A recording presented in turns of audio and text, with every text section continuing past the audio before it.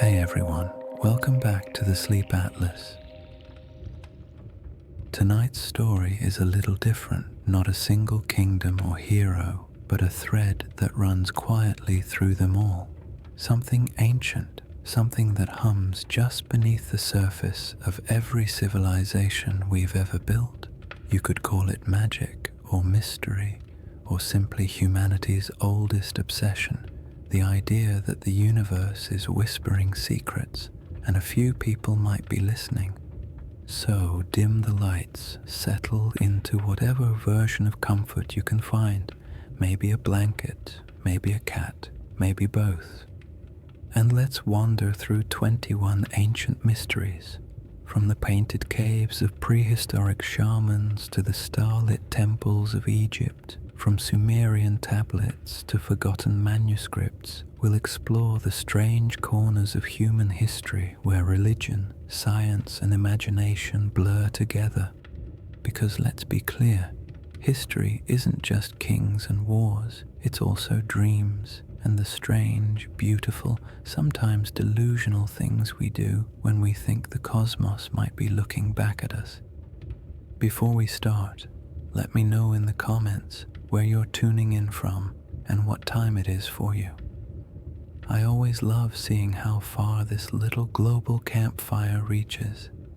And if you enjoy drifting off to stories like this of lost civilizations, secret societies, and beautifully overcomplicated ideas, make sure to subscribe to the Sleep Atlas.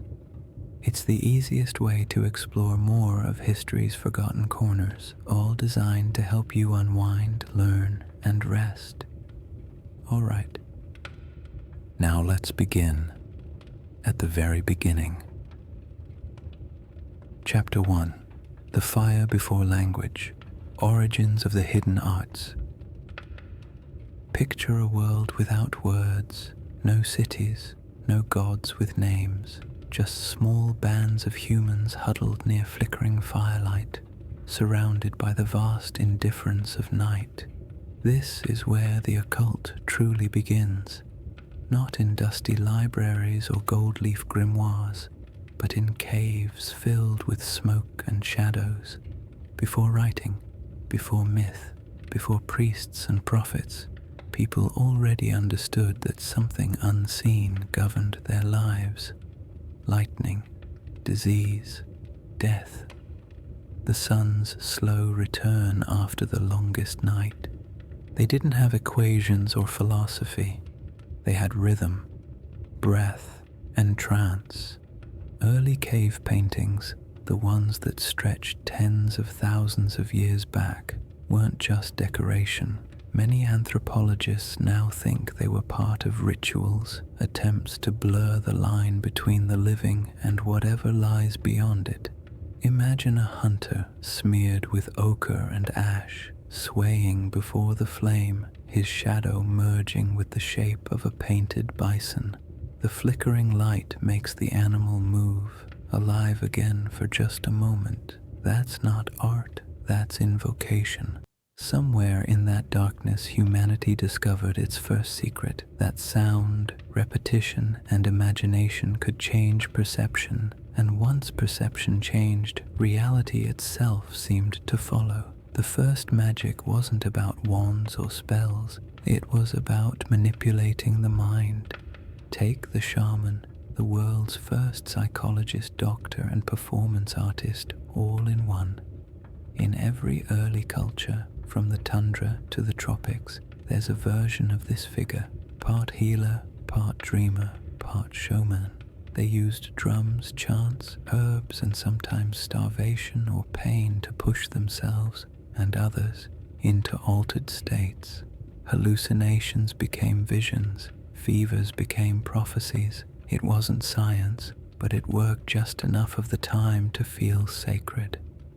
Let's be honest. If you were living 40,000 years ago and someone started trembling by the fire, speaking in the voice of your dead grandmother, you'd pay attention. The earliest magical tools were simple: rhythm, smoke, and storytelling. Firelight pulsing like a heartbeat, voices weaving together until logic slipped away. These rituals taught humans how to enter the invisible world, the world inside their own minds. And that's where the hidden arts truly begin, because the great secret of the occult has never really been about supernatural power. It's about control over the unseen forces, yes, but more importantly, over perception itself. The ability to shape meaning in chaos. From those caves forward, we've been trying to do exactly that, to make sense of the silence beyond the firelight. So when we later talk about priests invoking gods, alchemists transmuting metals, or mystics hearing divine voices, remember this moment. It all started here. Humans sitting in the dark, trying to turn mystery into understanding. The fire, the rhythm, the trance. These were our first spells. And if you've ever watched a candle flame and felt your thoughts slow, or stared into a campfire until the world seemed to soften, you've practiced one too. The first occult mystery wasn't about summoning spirits. It was about calming the noise long enough to hear your own. Take another breath. We're leaving the caves now, stepping into the floodlit world of Egypt, where mystery would get its first written form. Chapter 2, The Egyptian Book of Hidden Doors. If the caves were the cradle of mystery, Egypt was where mystery learned to dress well. The land of endless sun, stone, and symmetry, a place where every grain of sand seemed to whisper about eternity. The Egyptians didn't just believe in the afterlife, they planned it like a government project. They engineered it, they mapped it, budgeted it, and decorated it with better art direction than most modern museums. Now, most people have heard of the Book of the Dead. It's the one that gets all the attention, the papyrus scrolls filled with spells to help the deceased navigate the underworld. But that's only the surface. Beneath that layer of familiar funerary comfort lies something stranger, deeper, and infinitely more secretive, the Amduat and the Book of Gates. These were not bedtime stories for the dying. They were field manuals for immortality. Picture the inside of a royal tomb, the air heavy and still, the walls covered in paintings that shimmer in torchlight. They show the sun god Ra traveling through the underworld hour by hour, facing serpents, gates, and shadowy guardians. Each passage corresponds not only to time but to states of consciousness. To the uninitiated they read like mythology, to the initiated they were instructions. Egyptian priests believed that at death the soul didn't just go somewhere. It traveled through a series of psychological or spiritual dimensions, each guarded by symbols and passwords. To move forward, you needed the right knowledge, literally the right words, hence the Book of Hidden Doors. These weren't doors in space, but doors in awareness. Every symbol carved on the tomb's wall was a key, every god a guide or a test. Now, let's be clear. This wasn't superstition in the way we imagine it. To the Egyptians, this was science, a science of spirit. Their universe was astonishingly logical, cyclical, mechanical, even bureaucratic. The gods had departments, the afterlife had paperwork. To them, eternity wasn't chaotic, it was regulated. You could train for it, the same way a scribe trained to read or a farmer learned the rhythm of the Nile. The priests who studied these books didn't see themselves as mystics. They were technicians of the soul. Every ritual, every line of incantation was like flipping a cosmic switch. When the right sequence of words and symbols aligned, the barrier between life and death momentarily thinned. Imagine the preparation. Initiates fasting, blindfolded, led into dark chambers under the pyramids. The air cool and mineral-scented. The only light, a flickering lamp reflected infinitely in polished limestone. For days, maybe weeks, They would remain in darkness, reciting fragments of sacred text, stripping the senses of everything except sound and memory. The experience must have been deeply disorienting, part meditation, part sensory collapse. And then, at the appointed moment, a priest would speak. The door opens. You can almost feel it, can't you? That surge of light after endless dark, that blinding sense of rebirth. It wasn't just symbolic, it was engineered to simulate death and resurrection. The soul was meant to awaken to itself, to walk through its own hidden doors. The Amduat describes 12 hours of night, each hour an underworld realm. The soul passes through these regions, facing serpents, lakes of fire, fields of offering, and finally, at dawn, merging with Ra, reborn in the sun's first light. It's dramatic, yes, but also profoundly psychological. Each stage corresponds to shedding illusions, confronting fears, and realizing that the gods you meet are, in the end, aspects of your own being. In a way, Egypt was running humanity's first guided meditation app, except instead of calm British voices and ocean waves, you had priests in gold masks chanting about the annihilation of form. The effect, though, was similar: peace through structured transcendence. The deeper you look, the more it feels like the Egyptians were less interested in death than in continuity.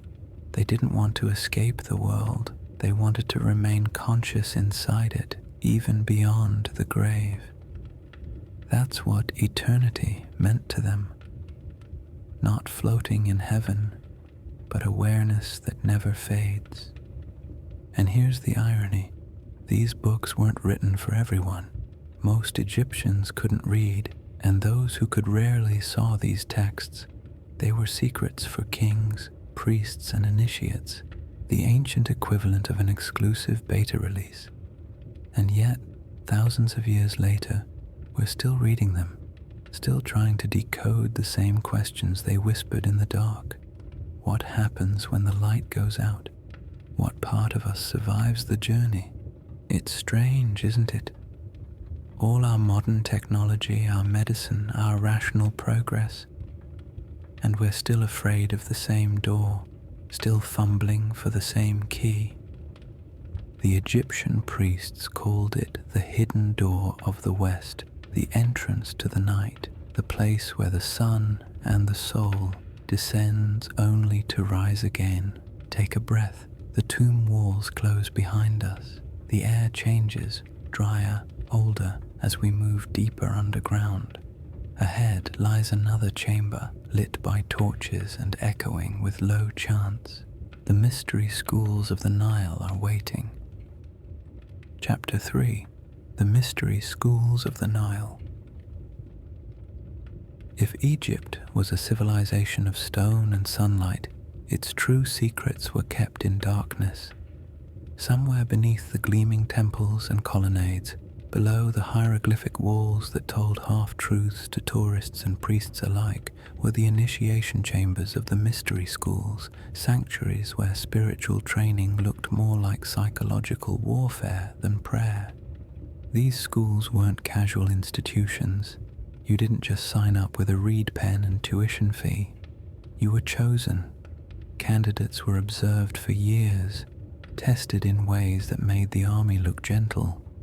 Strength didn't matter nearly as much as silence, obedience, and composure under stress.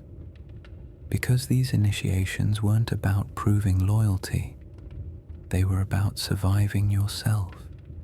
The Egyptians believed the human soul was layered like an onion: body, shadow, heart, name, and essence. The task of initiation was to peel those layers away one by one, until what remained was the imperishable spark that could endure eternity. It sounds poetic, but the process was not. Imagine being sealed in total darkness for days at a time, fasting, chanting the same verses until your mind began to dissolve into sound. the boundary between sleep and waking blurred. The initiate wasn't supposed to understand, they were supposed to transform. Picture the ritual chamber, a long, narrow corridor of limestone polished to a mirror's sheen. Along the walls, images of gods and serpents and suns, all painted in mineral pigments that glowed faintly in lamplight. The air is heavy, metallic, still. Somewhere deeper in the earth you hear water dripping. Then silence again. Your own breathing becomes enormous. This was not faith in the modern sense. It was engineering, the deliberate use of architecture, sound, and deprivation to trigger altered consciousness. The mystery schools, in essence, were spiritual laboratories, and their graduates weren't preachers. They were technicians of the soul, able to recall visions, speak in symbols, and walk between what they called the two lands, the world of form and the world of spirit. Now, this is where modern imagination gets it wrong. Pop culture likes to dress Egypt's mysteries in the clichés of movie magic, glowing crystals, lightning bolts, golden tablets that hum when you touch them. But the truth was subtler and much more impressive. The magic of Egypt wasn't supernatural, it was psychological. The priests understood that the human mind could be shaped, that you could change perception through ritual and story, and in doing so, change reality. The heart of these initiations was symbolic death. The initiate would lie inside a sarcophagus, a stone coffin, in complete darkness. To them it wasn't a metaphor, it was practice. The priests would chant, calling upon gods of transformation, Thoth, Osiris, Isis, while the initiate lay perfectly still, alone with their heartbeat. Hours passed, sometimes days. In that sensory void, the mind turned inward, looping through every fear it could find. At some point, something broke, or maybe opened. Then came the rebirth. The lid lifted, torches blazed, chants rose in triumph. The initiate emerged, disoriented but alive, believing they had crossed the boundary of death and returned. And in a way, they had. After such an ordeal, every sunrise must have looked new, every breath divine. What's fascinating, and frankly, very human, is how this elite spiritual process slowly trickled into pop culture even back then. Egyptian religion became a kind of performance art. Temples staged elaborate public rituals where common people could watch their gods resurrected, though they never knew what was happening behind the curtain. It's the same principle as a magician's stage act, a controlled illusion that hides the true method. Let's be clear, the mystery schools weren't teaching spells, they were teaching perception control, to master life by mastering the mind, to see illusion, name it, and move through it. And that's why the Egyptian initiates emerged not as prophets, but as architects, physicians, and astronomers. They saw no difference between science and spirituality. To them, studying a star and invoking a god were both ways of mapping the same mystery. There's a quiet kind of beauty in that. Modern people divide our disciplines. Physics over here, psychology over there, religion somewhere in the back. The Egyptians didn't.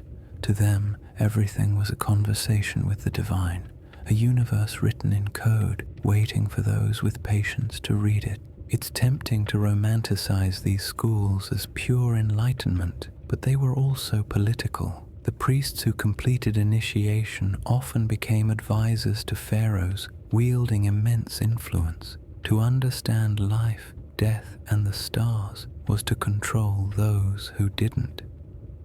Power wrapped in holiness, history's oldest partnership.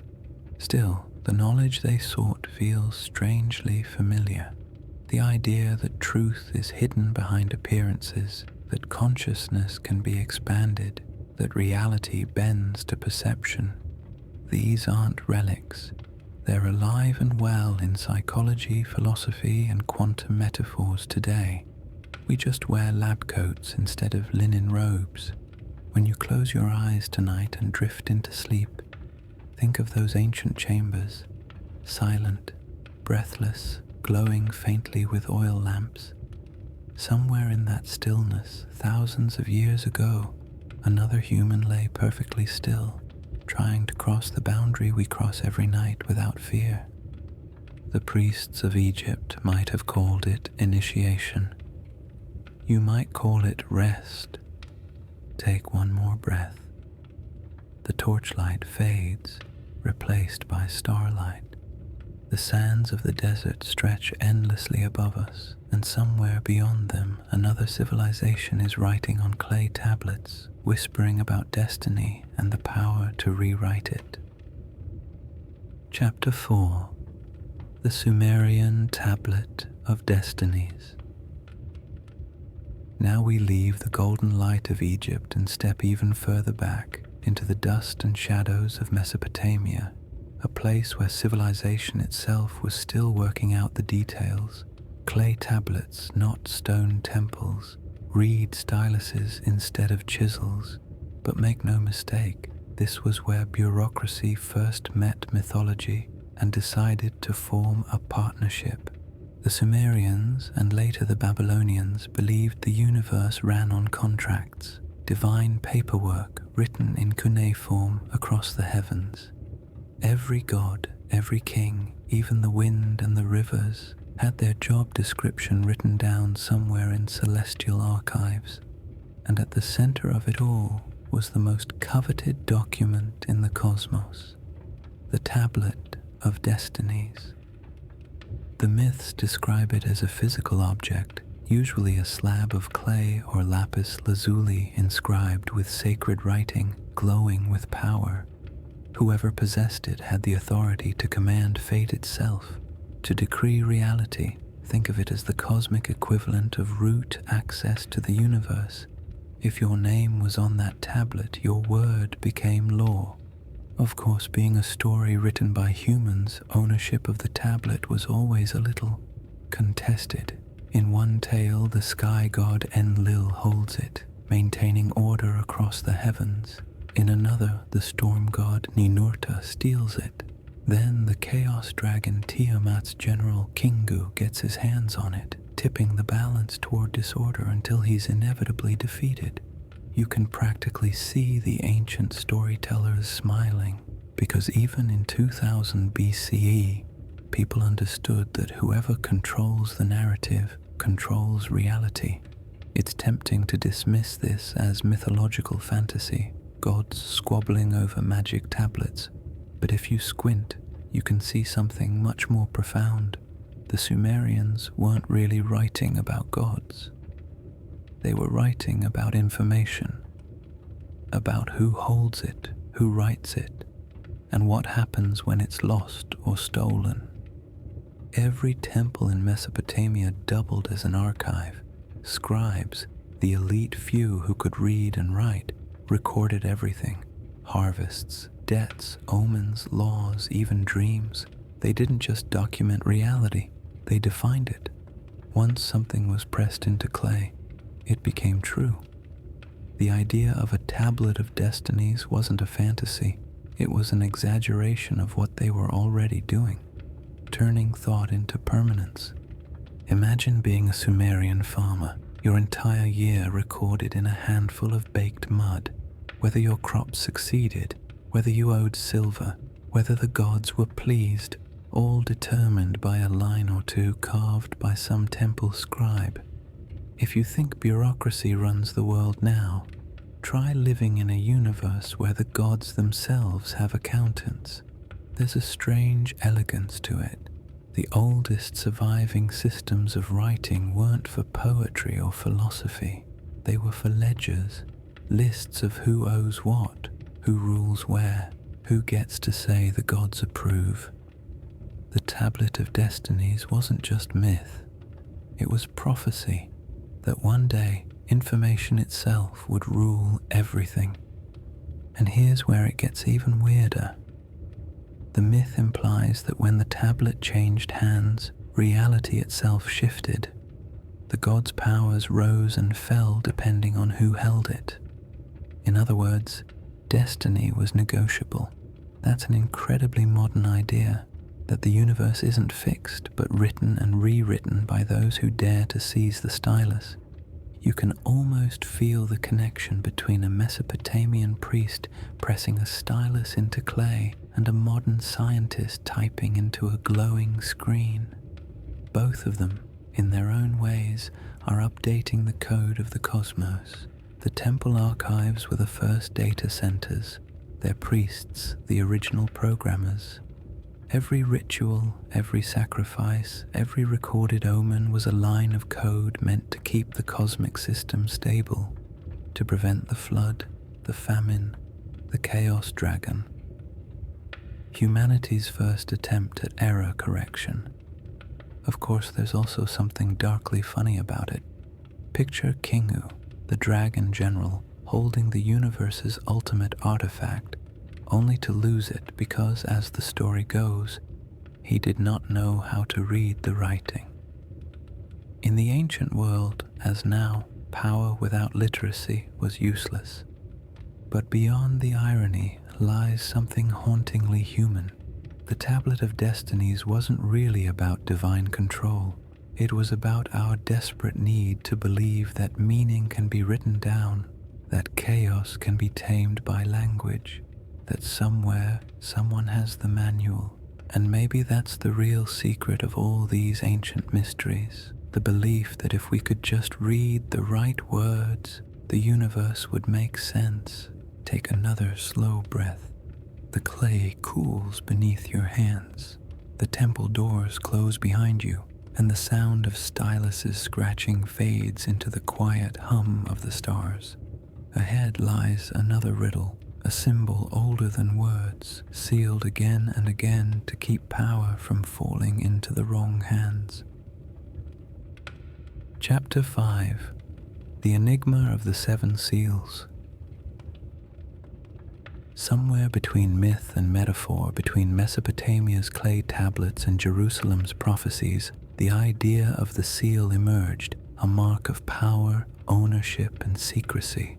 The ancients loved seals. They pressed them into clay, carved them onto stone, wore them on rings. To seal something was to control it, to make it official, sacred, or untouchable. But in the occult imagination, that concept went further. What if the universe itself was sealed? What if reality was locked behind 7 invisible barriers, waiting to be opened one by one? That's the riddle of the 7 seals, a symbol so enduring it managed to survive from the dawn of writing all the way to the Book of Revelation, mutating along the way from bureaucracy to apocalypse.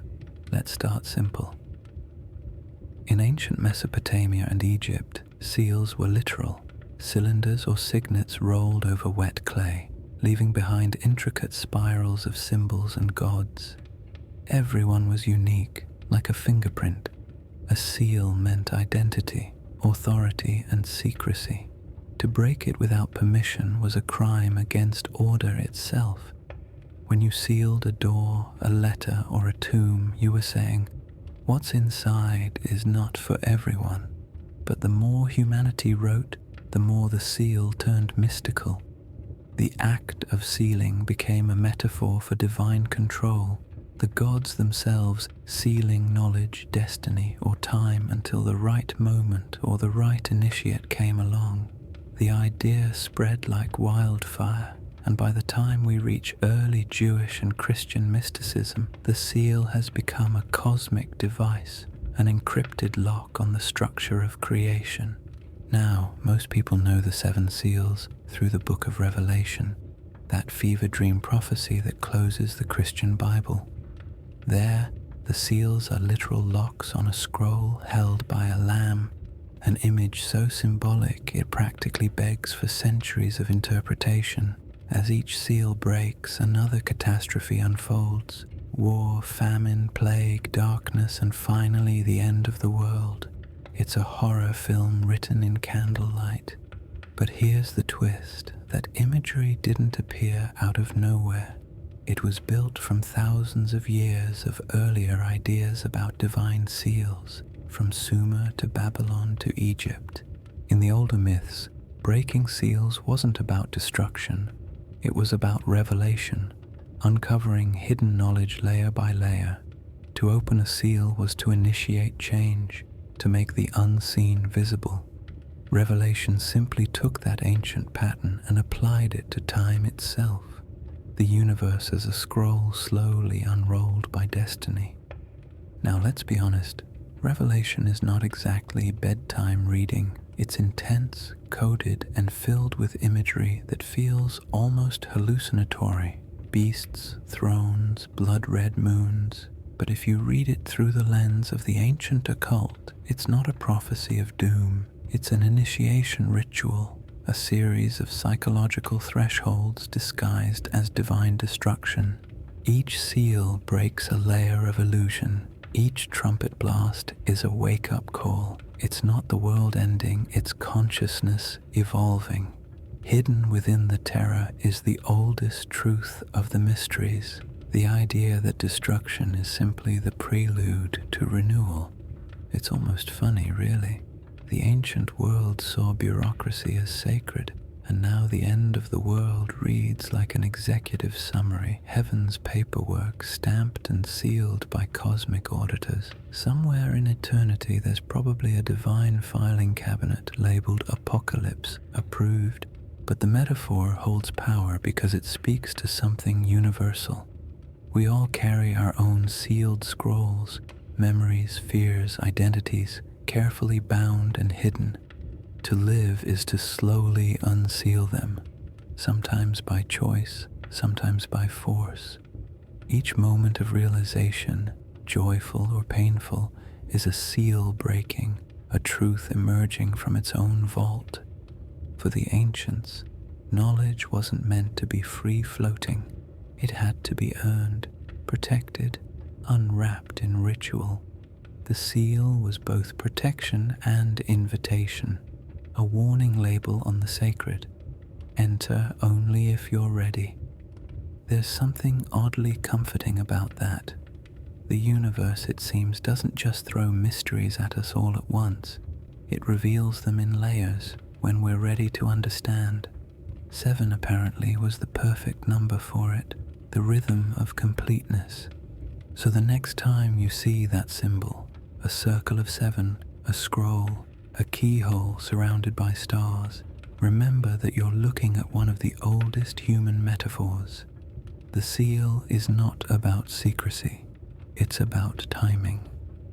Take a slow breath. The scroll closes, the echo fades. Ahead, the air begins to shift, the scent of pine, the hum of wind through marble columns. We're leaving the desert now, heading north to Greece, where prophecy itself becomes an art form, and the gods speak through breath and vapor. Chapter 6, The Oracles of Delphi, Breath of the Goddess. By the time we reach ancient Greece, the idea of divine communication has gone from firelight and ritual to something far more theatrical and far more profitable. Welcome to Delphi, the beating heart of Greek prophecy, perched high on the slopes of Mount Parnassus, where the veil between the mortal and divine was supposedly at its thinnest. Here, the gods didn't just whisper to mortals, they hired staff to do it for them. At the center of this mountain sanctuary sat a small stone temple, simple by modern standards, but charged with a kind of psychological voltage. Inside was a woman, the Pythia, or Oracle of Delphi, seated on a tripod above a fissure in the earth. She inhaled the vapors that rose from it, slipped into trance, and spoke the words of Apollo himself. Her mutterings were recorded by priests, translated and neatly packaged for the wealthy, the powerful, and the hopeless. Let's be clear though, the oracle wasn't just some ancient fortune teller. She was a national institution. Kings consulted her before wars, city-states before passing laws, traders before shipping their fortunes overseas. Her words shaped politics, alliances, and even architecture.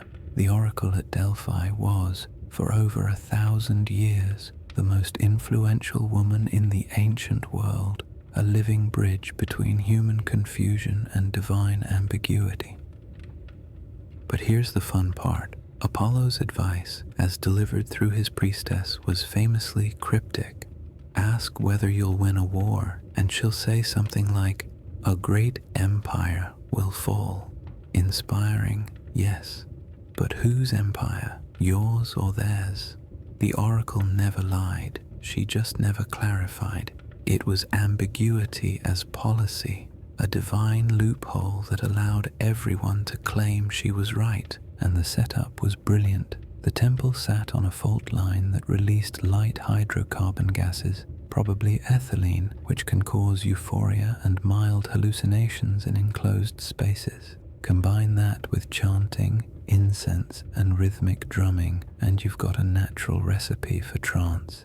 In other words, the Oracle of Delphi was history's first state-sponsored psychedelic experience. The Pythia herself was chosen from among local women, not young virgins as later legends suggest, but usually mature women of stable mind and strong presence. She would undergo purification rituals, bathing in the Castalian spring, fasting, burning laurel leaves, and then descending into the temple chamber. There, seated on her bronze tripod, she would begin to sway, her voice shifting as the fumes rose. Witnesses said her eyes glazed over, her words spilling out in strange patterns, sometimes poetic, sometimes unintelligible. The priests standing nearby would then record and interpret her phrases. If you think that sounds like a setup ripe for manipulation, you're right. Delphi wasn't just a spiritual center, it was a political one. City-states paid for the privilege of consultation, donations poured in, gold statues, marble treasures, even entire buildings. The oracle's vague wisdom kept wars delayed, alliances formed, and temples funded. It was religion as soft power, the ancient version of a think tank. And yet something about it still feels authentically mystical. The atmosphere alone must have been intoxicating. Imagine the narrow mountain path leading up through olive groves, the smell of resin and smoke, the sound of wind humming through stone columns. Pilgrims from every corner of the Greek world climbing those steps, carrying questions that had no answers. Will I find love? Will my child survive? Will my name be remembered? Inside, the oracle breathed the earth itself, the fumes, the warmth, the pulse of something ancient and unseen. And in that strange union of geology and psychology, she became the goddess's mouthpiece. Delphi wasn't just about knowing the future, it was about ritualizing uncertainty, about giving shape to the terrifying realization that no one really knows what happens next. The oracle's words didn't remove doubt, they sanctified it. There's a cynical beauty in that. We like to think we've moved on, that algorithms and data have replaced prophecy, but let's be honest, we're still doing the same thing. Instead of oracles, we have analysts, trend forecasters, and pundits, all inhaling the vapors of information and telling us what's going to happen next. And just like the Pythia, they're often right and wrong at the same time. Delphi eventually faded, as all centers of power do. Earthquakes shifted the mountain, the fumes stopped flowing, the oracle's voice went silent. But her legacy, the desire to hear the universe speak, never did. Take a moment. Imagine the cool wind on that mountain, the scent of laurel and burning incense, the quiet tremor of the earth beneath your feet. The priests have packed up their scrolls.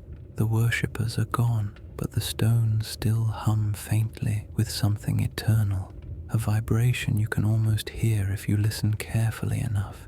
The Greeks called it mantika, the art of prophecy, but in the end, it was something simpler, the sound of human curiosity echoing into the void, hoping for an echo back.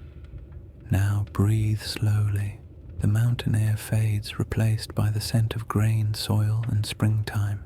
We're leaving Greece behind for another ritual, one not of prophecy, but of rebirth. Chapter 7. The Eleusinian Mysteries, Death as a Doorway. If Delphi was the voice of the gods, Eleusis was their heartbeat, quiet, rhythmic, and profoundly secret. Tucked away just a few miles northwest of Athens, this small town became the site of one of the most enduring religious rituals in human history. For nearly 2,000 years, people from every class, slaves, kings, philosophers, came here to experience something that promised to erase the fear of death, the Eleusinian Mysteries. Now, mystery here doesn't mean unsolved puzzle. It comes from the Greek Mayan meaning to close the mouth, in other words, to keep silent. Initiates swore under penalty of death never to reveal what happened inside the temple, and somehow, in a civilization famous for gossiping, arguing, and writing everything down, that silence held. We still don't know exactly what took place in those sacred halls. And that perhaps is why Eleusis continues to haunt the imagination. The myths surrounding the ritual begin with a story, the abduction of Persephone by Hades, god of the underworld, and the grief of her mother, Demeter, goddess of the harvest. It's a tale of loss, descent, and return. Persephone spends half the year below the earth, and when she emerges, spring begins. On the surface, it's an agricultural myth, the cycles of seed and soil, but at Eleusis, it became something much deeper, a metaphor for the soul's journey through death and renewal. Every year, thousands of initiates would walk in a grand procession from Athens to Eleusis, singing hymns, carrying torches, washing themselves in the sea. The path was long and symbolic, a public prelude to a private transformation. Once inside the telesterion, the great hall of initiation, the mood changed. The lights dimmed, chants began, the air filled with the scent of barley and smoke. There are hints, scattered in fragments whispered through ancient writers, that the initiates drank a potion called kykeon. Its ingredients are debated, but some believe it contained ergot, a fungus from which LSD is derived. If that's true, the Eleusinian Mysteries may have been history's first controlled psychedelic ceremony. The mind expanded, the senses dissolved, and what followed was described not as belief, but as vision. The philosopher Plato, who was an initiate, wrote that whoever had seen the mysteries no longer feared death. That's a strong endorsement. What could possibly cure that primal terror? Perhaps what they saw was not death as annihilation, but as transformation, the same pattern of descent and rebirth that Persephone lived every year. Imagine it, you're standing in a vast stone hall, the air dense with chanting, the flicker of torches making the shadows dance. Suddenly, darkness, complete, then a flash of light, maybe from hidden mirrors or torches ignited all at once, revealing something, an image, a statue, a ritual reenactment of Persephone's return. Gasps echo through the crowd, and for one transcendent moment you feel it, that life and death are not opposites, but two sides of one eternal rhythm. It wasn't about learning doctrine, it was about experiencing revelation. Every initiate emerged changed, not necessarily wiser, but calmer. The mysteries didn't erase mortality, they redefined it. Death wasn't the end of the story, it was the next chapter, and somehow this ritual managed to coexist with everyday Greek life. Politics, drama, philosophy, even war. Soldiers who had stood in battle would weep when speaking of Eleusis. Aristocrats and farmers stood side by side as equals in the procession. For a civilization obsessed with logic and hierarchy, Eleusis was something different, a sanctuary of shared wonder. Let's be honest, it's almost impossible to imagine today. A ritual so powerful that its initiates never spoke of it even centuries later. No selfies, no leaks, no memoirs, just silence, the kind that hums with reverence.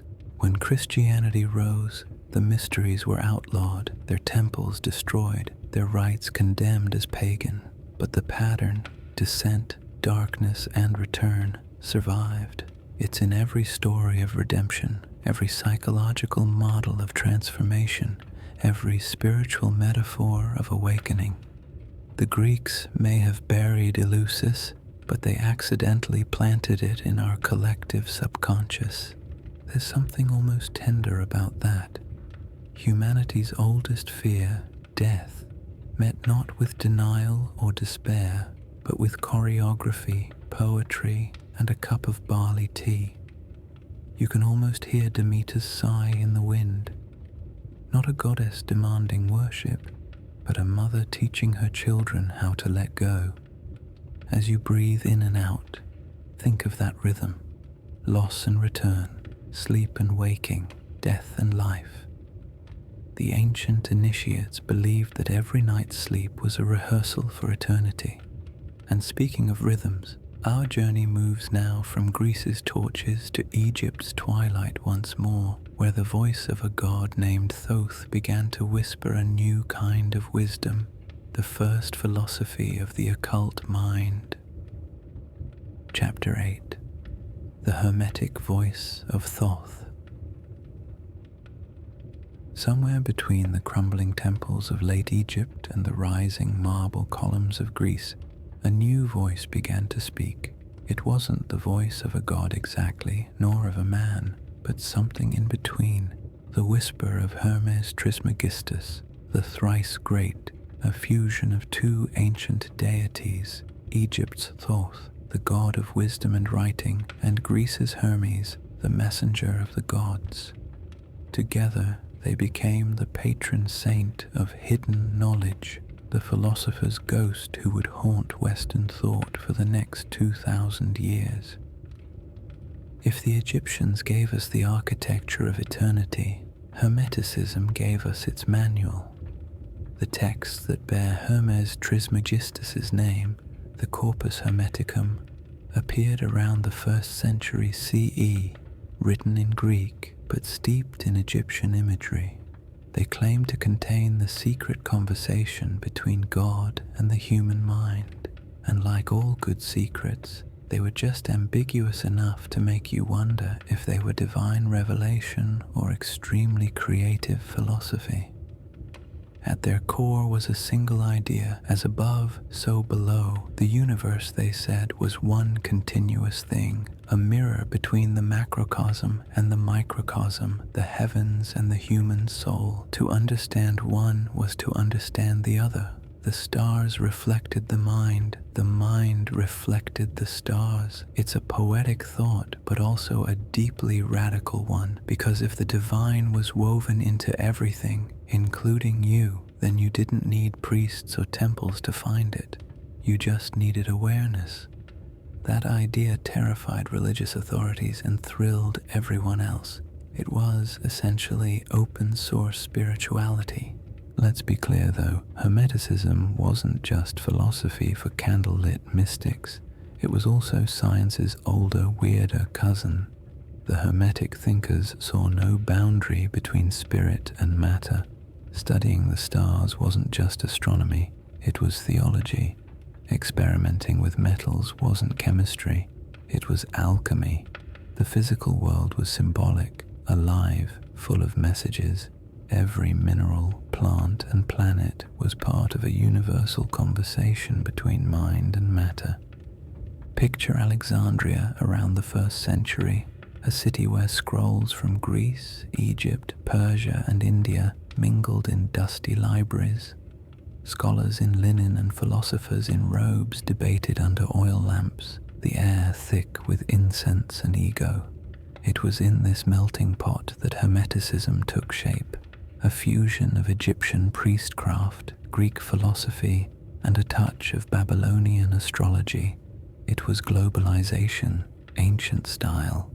In this twilight of empires, Hermeticism offered something deeply comforting, the promise that knowledge itself was sacred, that understanding the mechanics of reality, from planetary motion to human consciousness, was not an act of rebellion, but devotion. To study the world was to pray with your eyes open. Of course, not everyone agreed. Early Christians saw Hermeticism as dangerously close to heresy, an attempt to bypass divine authority. But others, like certain Gnostic sects, embraced it. They saw Hermes not as a rival to God, but as a teacher who reminded humanity that divinity was within reach. And maybe, if you've ever looked at the night sky and felt that quiet, dizzying sense of connection, that you are both insignificant and infinite, you've felt a bit of what the Hermetists meant. Over time, the writings attributed to Hermes Trismegistus became something like a spiritual Rorschach test. Alchemists, magicians, Christian mystics, even Renaissance scientists all claimed him as their own. They found in his words whatever they were searching for: secret formulas, cosmic unity, metaphysical reassurance. It's almost funny, really. The man who never existed became the teacher of everyone who thought they'd found the truth. But beneath all the layers of mysticism, there's a calm simplicity to the Hermetic worldview. It says that everything, every breath, every thought, every speck of dust is a reflection of the whole. The universe is not a machine, it's a living mind. You are not separate from it, you are a cell in its body. That's a comforting thought for a restless world, because if as above, so below is true, then every act of understanding, every moment of awareness, ripples through eternity. So next time you find yourself staring at the night sky, remember Hermes Trismegistus, the man who taught that the stars are thinking too. Breathe in, the candle flickers, the scroll rolls closed. But beyond the walls of Alexandria, another kind of priesthood is watching the heavens, not for gods, but for patterns, numbers, and signs. The Chaldeans of Babylon, who turned the night sky into a map of destiny. Chapter 9. The Babylonian Star Priests. If the Hermetic philosophers saw the cosmos as a mirror of the soul, the Babylonians saw it as a spreadsheet, not of numbers and profit, but of omens, precise, luminous, and terrifyingly detailed. They were the world's first astronomers, but also the first astrologers, mathematicians of fate, who believed the sky was not a mystery to worship, but a document to decode. Picture it, the ziggurat of Babylon rising tier by tier into the desert air. At its summit, a small chamber opened to the heavens, the floor dusted with ash and chalk, the walls etched with celestial diagrams. Here, night after night, the Chaldean priests, the legendary star watchers, charted the slow ballet of planets and stars, recording every flicker and deviation on clay tablets. They weren't stargazing for romance, they were watching for messages. To the Babylonians, the sky was the handwriting of the gods. Every eclipse, every comet, every wandering planet was a note sent from the divine to the mortal realm. And their priests, they were translators, the first cosmic bureaucrats. They believed that by studying these patterns, they could read not only the future of kings, but the mood of heaven itself. Now, to modern minds, it sounds like superstition, but let's be clear. Their observations were astonishingly accurate. They recorded planetary orbits centuries before Greece even had a word for astronomy. They predicted eclipses, tracked solstices, and understood that Venus followed an 8-year cycle long before telescopes existed. Their blend of science and mysticism wasn't a contradiction. It was the only way they knew how to make sense of the universe, and there's something oddly relatable about that. They looked up at a sky full of cold, incomprehensible lights and refused to believe it was meaningless, so they made it personal. Every planet corresponded to a god, every god to a mood, a destiny, a political forecast. Jupiter was Marduk, the king of heaven, Mars, Nergal, the god of war, Venus, the radiant Ishtar, goddess of love and chaos in equal measure. To understand their movements was to understand the pulse of creation itself. Imagine standing atop that ziggurat around 1000 BCE. The night air is warm and still, the horizon painted with the faint glow of oil lamps from the city below. The stars are impossibly sharp, the Milky Way like spilled flour across black velvet. The chief astrologer kneels over a clay tablet, muttering calculations under his breath. A flicker from Jupiter, a shadow across the moon. Somewhere in the palace, a king is waiting for an answer. Should he go to war or wait? Should he build or burn? The priest squints at the heavens and decides that the gods have spoken. And here's the cynical twist. Half the time, those predictions were probably wrong.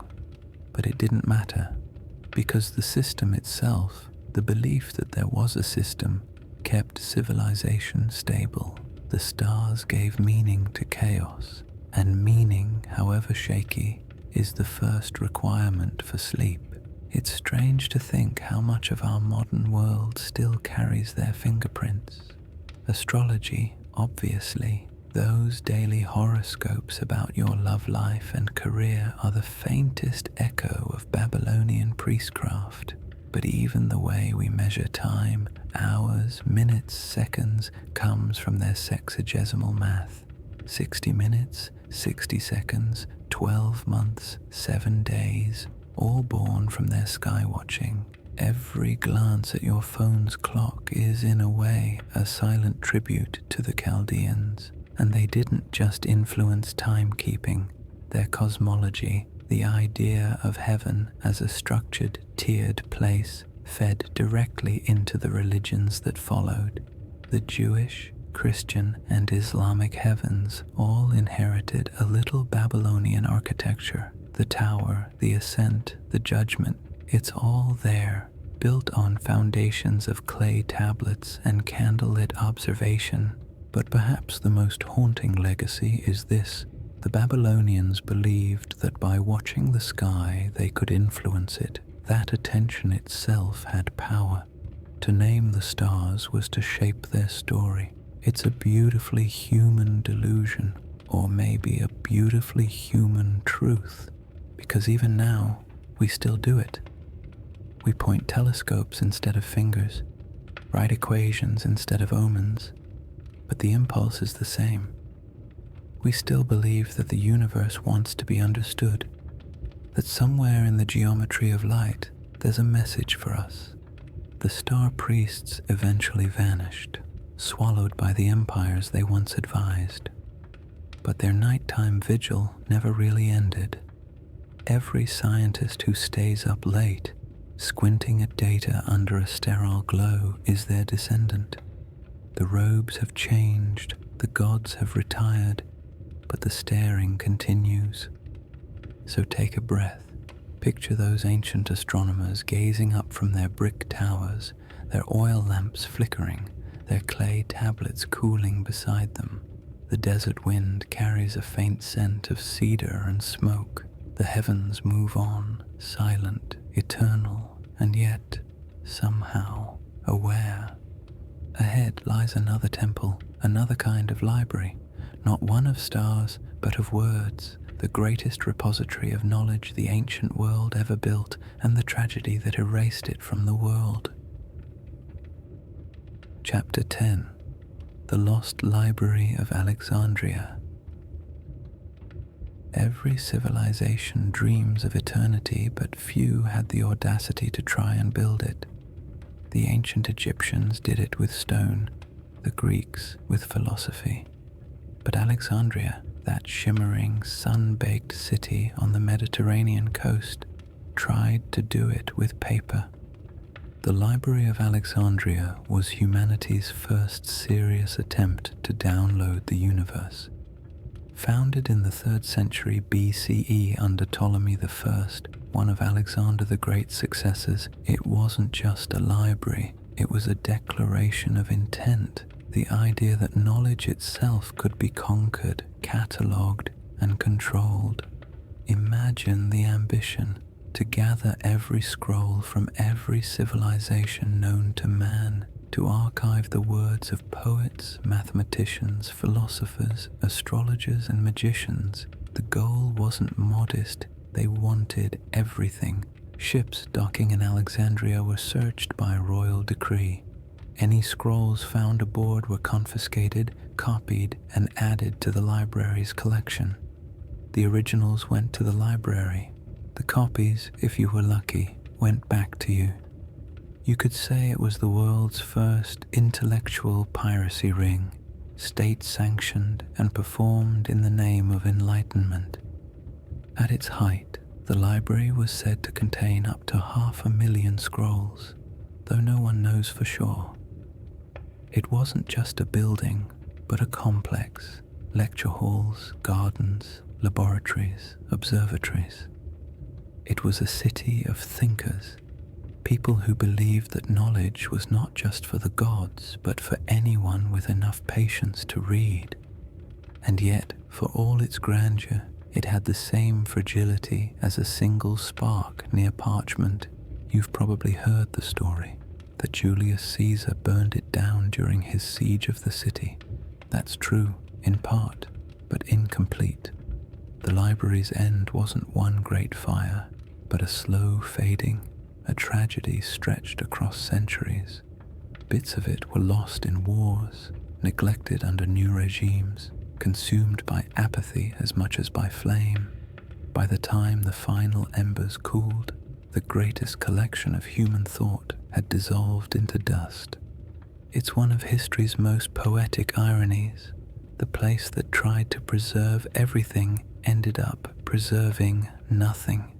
But let's step back for a moment and imagine what it must have felt like to walk through its halls while it still lived.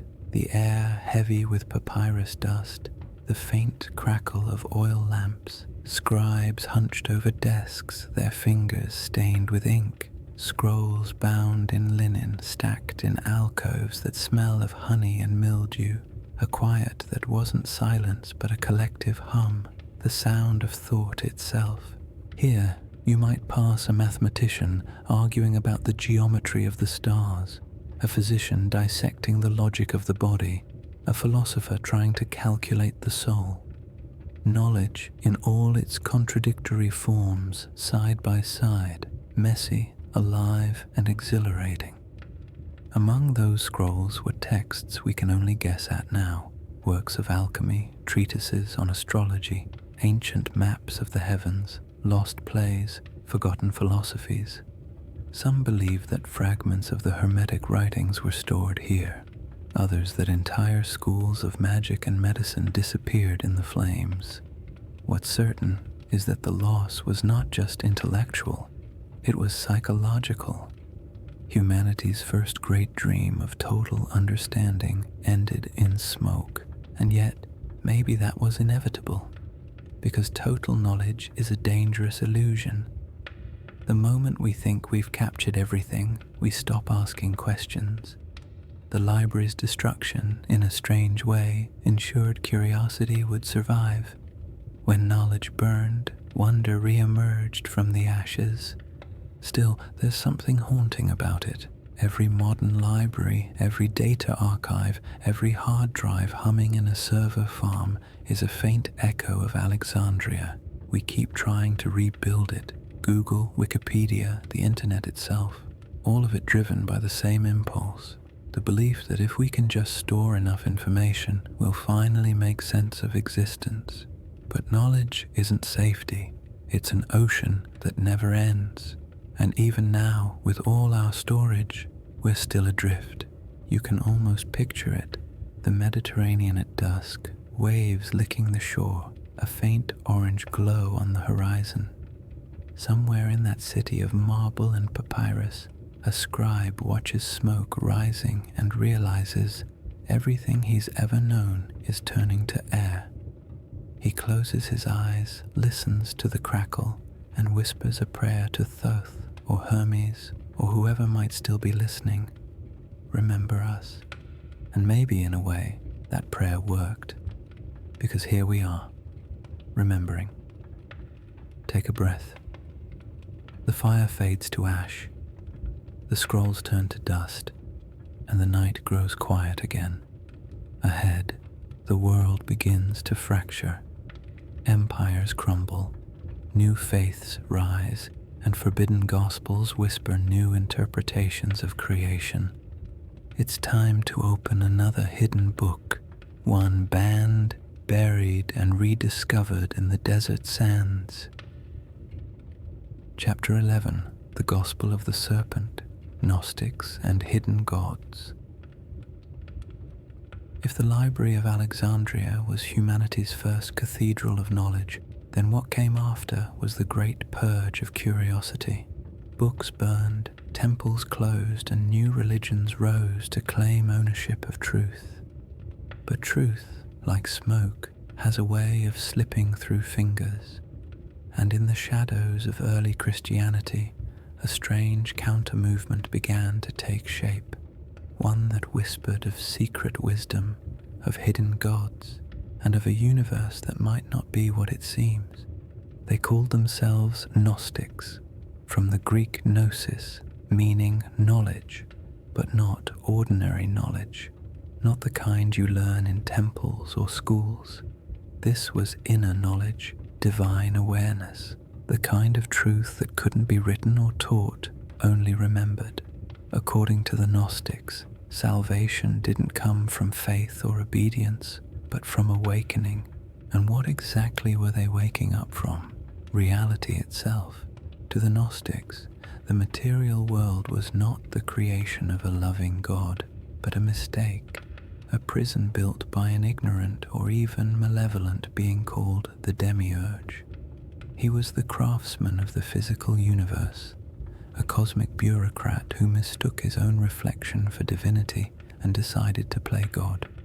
Above him existed the true, unknowable source, the real God, pure consciousness beyond form. Humanity, they said, carried fragments of that divine spark trapped inside bodies of clay. The goal was to remember who we really were, to awaken the divine light within and escape the illusion. It sounds rebellious, almost heretical, and it was, because in their cosmology, even the Serpent of Eden wasn't evil. He was the messenger of awakening, the one who told Adam and Eve the truth the Demiurge wanted hidden. That knowledge, gnosis, was liberation. The apple wasn't sin, it was a jailbreak.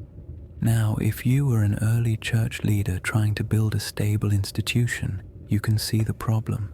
Gnosticism made priests irrelevant. It made hierarchies meaningless.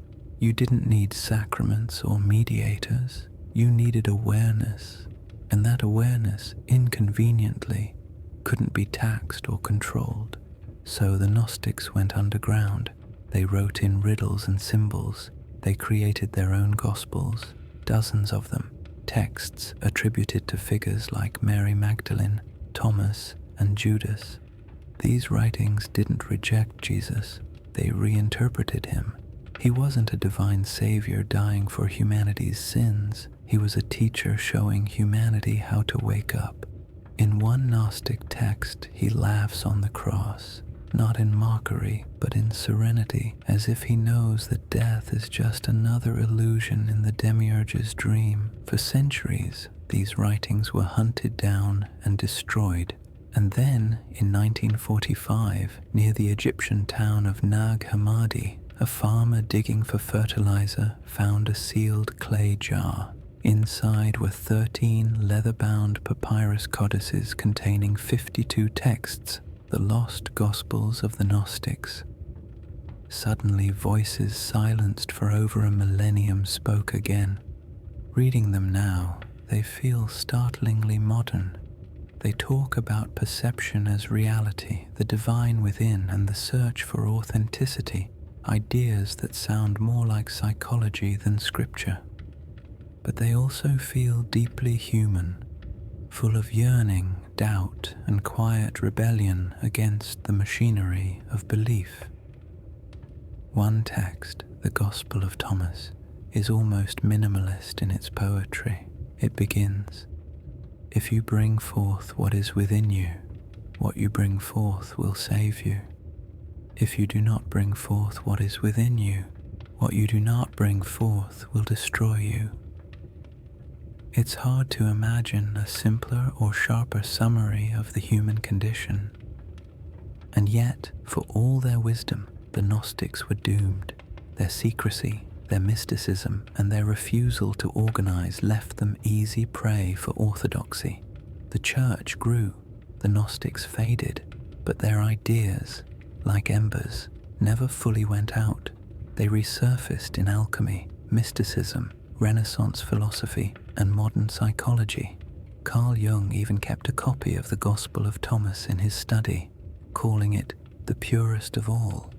The Gnostics remind us of something uncomfortable, that every system of belief, no matter how enlightened, eventually starts guarding its own walls, and somewhere outside those walls, someone will always be whispering that truth is larger than doctrine. It's ironic, really. The religion that promised salvation became another prison, and the heresy that was crushed underfoot turned out to be one of the earliest forms of self-realization. Humanity's spiritual evolution moves in circles, always rediscovering what it tried so hard to forget. So, take a slow breath. The candle burns lower. The serpent coils quietly around the tree of knowledge once again, waiting for someone curious enough to listen. The whisper isn't temptation, it's memory. And just beyond that whisper lies another kind of secret, not of spirit, but of substance. The search for transformation, not through prayer, but through matter itself. The alchemists are waiting, hunched over their furnaces, turning fire into philosophy. Chapter 12, The Alchemists and the Living Light. Alchemy has a reputation problem. These days we think of it as a punchline. Old men in candlelit basements trying to turn lead into gold, usually failing spectacularly. But if you could step back into the late Middle Ages or Renaissance, into one of those candlelit basements, you might see something very different. You'd see a laboratory, yes, alembics, furnaces, bubbling glass, but you'd also see a chapel. Every jar, every symbol, every metallic shimmer was part of a theology. Because to an alchemist, matter itself was alive. Alchemy was never just about gold. That was the cover story, the safe, respectable face for something much more dangerous. Beneath the talk of metals and furnaces was a kind of hidden spirituality, a belief that the material world mirrored the inner one, that purifying metal could purify the soul, that transformation wasn't just physical, it was metaphysical. Let's be clear, alchemists weren't fools. They were some of the most methodical experimenters of their time. They just didn't separate chemistry from philosophy. To them, the furnace was both laboratory and altar. They believed that everything, lead, mercury, salt, even the human mind, contained a spark of divine perfection buried beneath layers of corruption. Their goal wasn't to create gold, but to reveal it, to coax the hidden light out of dark matter. And they spoke in a language of riddles. Alchemical texts are famously cryptic, diagrams of suns, serpents, lions devouring themselves, kings melting into queens, strange marriages of fire and water. To outsiders, it looks like nonsense. To initiates, it was code, psychological, symbolic, and deliberately obscure. Knowledge this potent, they believed, had to be protected from the unprepared. Imagine an alchemist's workshop, the air thick with resin and metal fumes, shelves lined with jars labeled in Latin. In the center, a furnace glows dull red, like the heart of a sleeping animal. An old man adjusts a crucible, whispers a prayer to Hermes or God or both. He isn't trying to get rich. He's trying to understand the soul of the universe. Every experiment is a meditation, every failure a sermon. At its heart, alchemy was about transformation, not the greedy kind, but the existential kind. The idea that the world is not static, that base things can become noble, that impurity is not sin but potential, and in that sense, alchemy is the most optimistic philosophy humanity ever invented. It says, nothing is wasted, everything can change, even you. The philosopher's stone, that legendary goal of all alchemical work, was never really a rock or a chemical formula. It was a metaphor, the perfected consciousness, the union of opposites, the awakening of spirit in matter. In Hermetic terms, it was the living light hidden within all things. To find it was to see the divine not above the world, but inside it. That's why alchemy survived for so long, through Arab scholars, medieval monks, Renaissance magicians, and early scientists. It adapted because it worked on two levels: chemistry for the hands, philosophy for the soul. Isaac Newton, for example, one of the fathers of modern physics, spent more time writing about alchemy than about gravity. He believed the laws of motion and the transmutation of metals were chapters in the same divine book. The difference between a physicist and a magician was mostly branding. Of course, the church wasn't thrilled.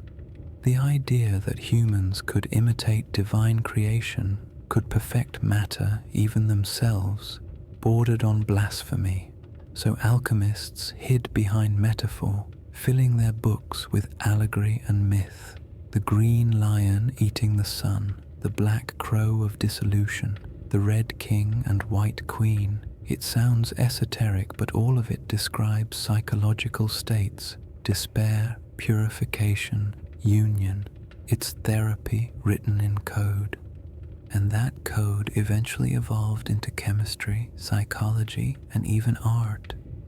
When Carl Jung studied alchemical texts, he realized they were describing what he called individuation, the integration of the conscious and unconscious self. In other words, the philosopher's stone wasn't found in a furnace, it was found in the mind. Still, there's something beautifully literal about the old laboratories, the way the alchemists actually believed the divine could be coaxed from the material world, as if God were hiding in the atoms, waiting to be distilled. They weren't entirely wrong. Modern physics tells us matter is energy condensed into form. Alchemy just phrased it more poetically. Spirit sleeps in stone, dreams in plants, wakes in animals, and thinks in man. You could say alchemy was humanity's first science of wonder, the refusal to see the world as dead. And even now, every time you heat a substance and watch it transform, every time you look at a flame and feel mesmerized by its movement, you're participating in a very old ritual, watching the hidden light inside matter reveal itself. So take a moment. Imagine the workshop again, the dim light, the quiet bubbling of glass, the scent of burning cedar. The alchemist leans over his crucible, not seeking gold but God, and maybe, just maybe, he finds both. For a brief, luminous moment, the furnace dims, the smoke clears, but somewhere outside, another kind of geometry is taking shape, not in fire and mercury, but in stone and starlight. Across the world, Ancient builders are laying foundations that align with constellations, embedding their knowledge into the earth itself. Chapter 13. The Geometry of the Gods, Sacred Patterns Across the World. Humanity has always had a strange relationship with symmetry. We find it beautiful, comforting, almost divine. A circle, a spiral, a square. They feel safe to us in ways we can't quite explain. And yet, the deeper we look, the more those shapes begin to look back. Across continents and centuries, civilizations that never met somehow built the same things. Pyramids, circles, mandalas, temples aligned with the stars. It's as if, somewhere deep in the collective human mind, geometry itself was a form of prayer. From Egypt to Mexico, from Stonehenge to Angkor Wat, the same cosmic blueprint appears, triangles pointing to heaven, sacred proportions echoing through stone. Ancient architects didn't build to impress, they built to communicate. Every line was a sentence, every ratio, a word in a language spoken between the earth and the sky. Let's start with the simplest mystery, alignment. The Great Pyramid at Giza is aligned almost perfectly to true north, off by less than 1/20th of a degree. Stonehenge aligns with the summer solstice sunrise. Angkor Wat in Cambodia mirrors the movements of Venus. The Mayan temples of Chichen Itza are built so that on the equinox a serpent of sunlight slithers down the staircase. The same story again and again. Human beings building massive monuments that talk to the sky. Now skeptics, quite sensibly, point out that these cultures didn't have to know each other to make similar designs. The sun, after all, rises and sets everywhere. But still, the precision is unnerving. These weren't happy accidents. These were messages written in stone for the gods to read, and perhaps for us. Many ancient builders used what we now call sacred geometry, proportions like the golden ratio, phi, and the so-called music of the spheres, mathematical relationships that appear everywhere from seashells to galaxies. To them, geometry wasn't math, it was metaphysics. To measure was to participate in the divine order of the cosmos. Imagine a temple architect in ancient Egypt sketching a blueprint on a limestone slab. He isn't calculating efficiency, he's invoking harmony. The temple will be the body of a god, its columns, veins of energy, its courtyards, chambers of breath. The dimensions aren't arbitrary, they're symbolic, designed to resonate with the rhythm of the heavens. To walk through such a temple wasn't just worship, it was alignment. You can feel it, even now standing in those places, the hush inside a Gothic cathedral, the eerie perfection of Machu Picchu's terraces, the way sound lingers like a note held too long. Architecture is time slowed down. It reminds you that someone once believed the world was built on pattern, that if they could copy that pattern closely enough, maybe they could touch eternity. What's remarkable is that this geometry transcended belief systems. Pagans, Buddhists, Christians, Muslims, all of them built with sacred proportions. The Great Mosque of Cordoba shares its mathematical ratios with the Parthenon. The cathedrals of Chartres and Notre Dame echo the geometry of Egyptian temples. Even the blueprints of modern cities, Washington, D.C., Paris, Moscow, carry echoes of the same patterns. Either divine math is contagious, or human beings simply can't resist building in the image of their own sense of order. And yet, there's a quiet irony here.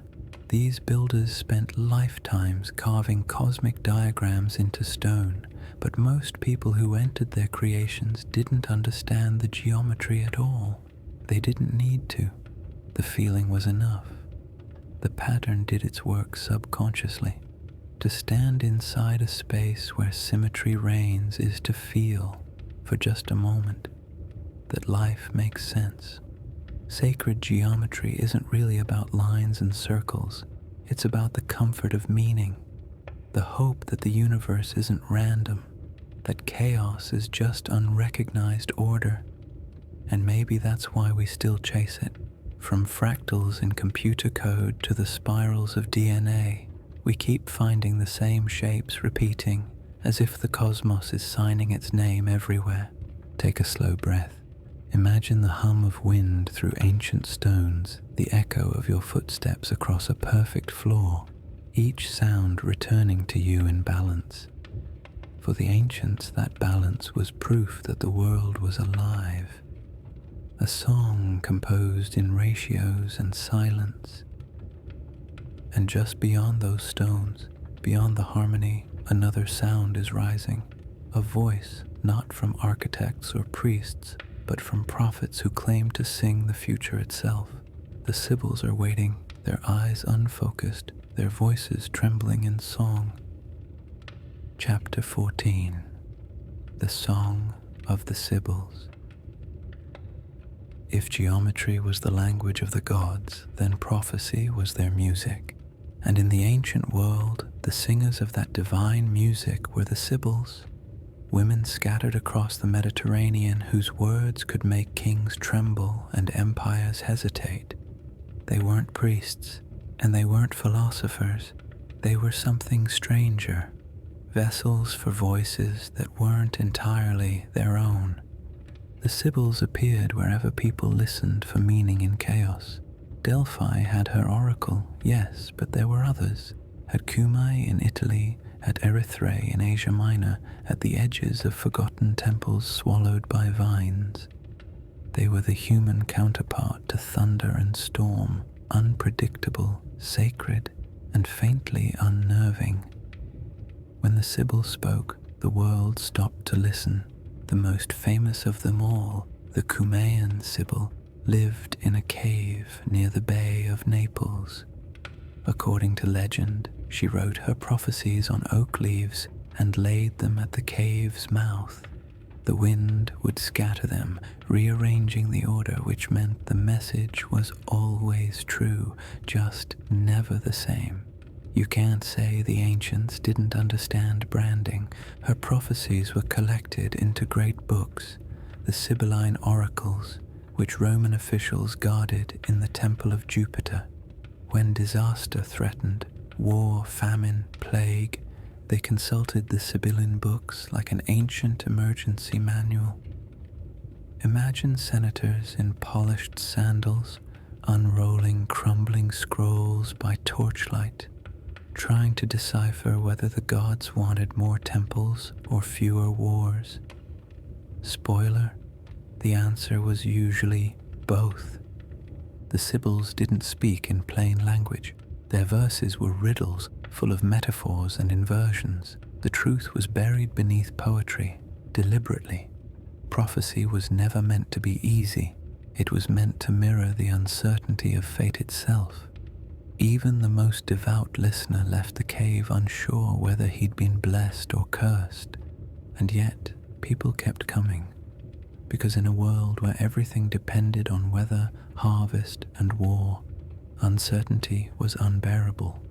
A single ambiguous verse from a half-mad prophetess was better than silence. There's something hypnotic about that, the idea that people sought meaning in sound itself.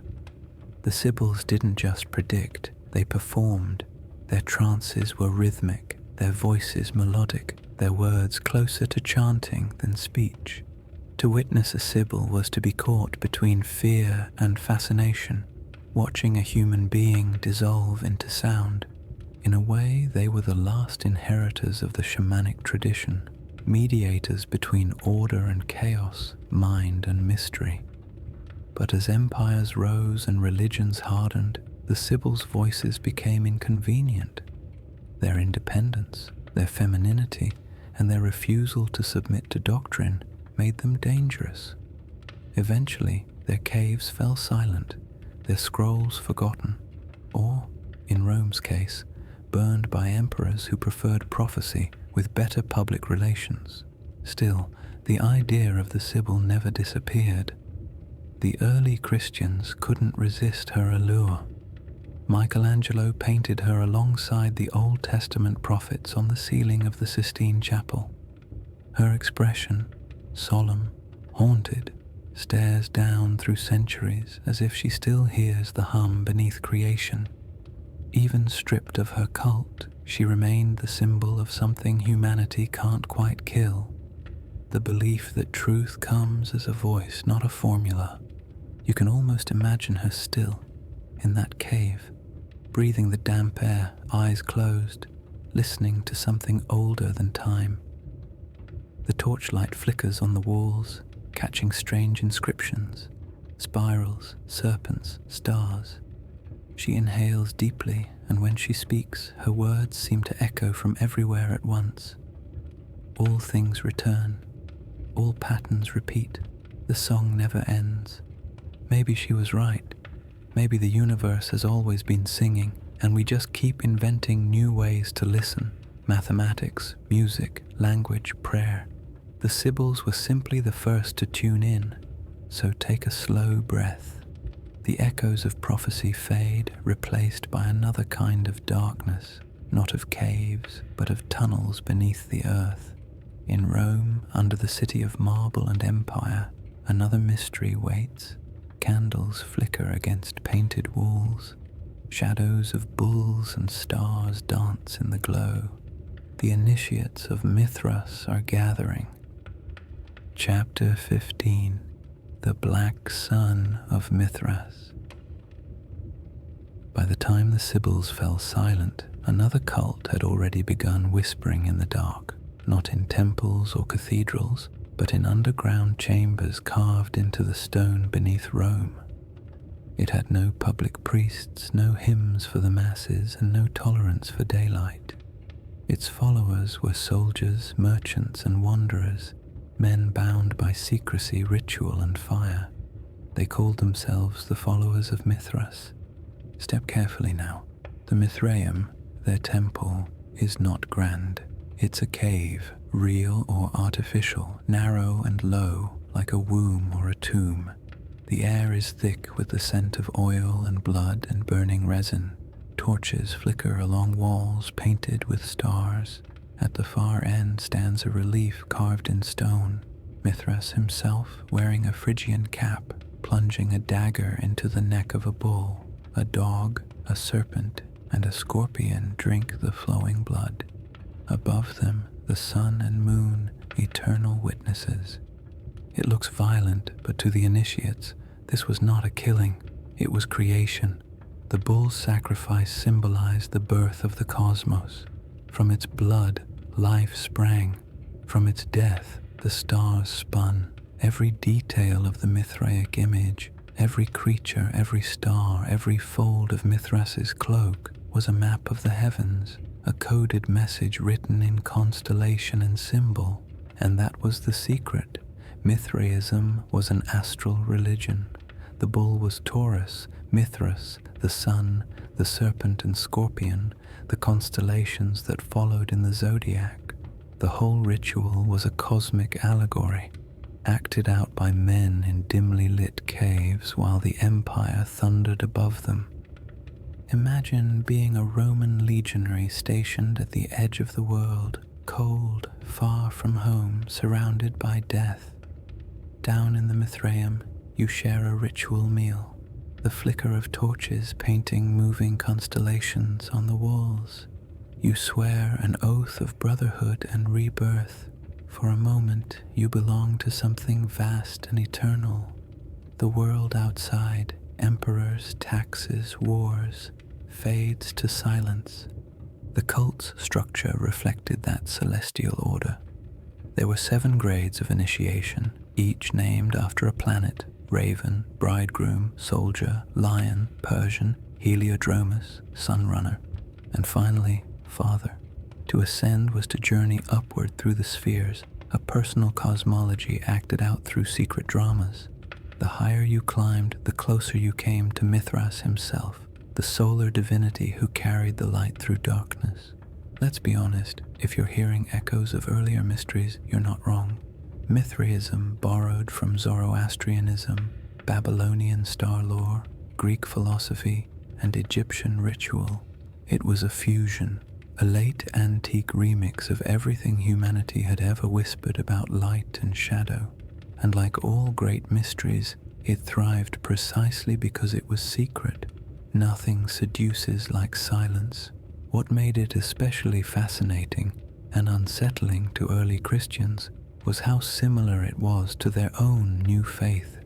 Mithras had a sacred meal of bread and wine. He was said to have been born from a rock, attended by shepherds. His followers celebrated his resurrection each spring. Sound familiar? In the melting pot of the Roman Empire, myth was open source. Stories crossed borders, took new names, wore new robes. The line between religion and plagiarism was paper thin, but Mithraism had one fatal flaw. It was a men's club. Women were excluded. Families couldn't participate. Christianity, with its open arms and domestic appeal, simply outgrew it. By the 4th century, as emperors converted to the new faith, the Mithraic temples were sealed, the torches extinguished, the sun god went dark. Still, the symbolism never quite vanished. The image of the bull slayer, the union of darkness and light, death and renewal, lingered in European art for centuries. Some scholars even see traces of it in alchemical symbolism, where the slaying of the bull becomes the transformation of base matter into the gold of spirit. The black sun of Mithras, extinguished beneath Rome, continued to glow in the subconscious of the West. Imagine standing in one of those buried temples today, dust settling on your shoulders, torchlight flickering against ancient frescoes. The air smells of limestone and centuries. You can almost hear it, the low chanting of men repeating words that once felt cosmic. Their cult is gone, their god forgotten, but the yearning behind it still feels familiar, to bring light out of darkness, to find meaning in a universe that seems indifferent. Take a slow breath. The torches fade. Above us, Rome sleeps, unaware of the stars mirrored in the catacombs below. And somewhere in that same city, centuries later, another text will appear, small, cryptic, almost absurdly brief, yet destined to outlive empires. It is the shortest instruction manual in history, written not for believers or soldiers, but for seekers. A few sentences that would shape a millennium of magic and philosophy. The Emerald Tablet is waiting. Chapter 16. The Emerald Tablet, a sentence that built a millennium.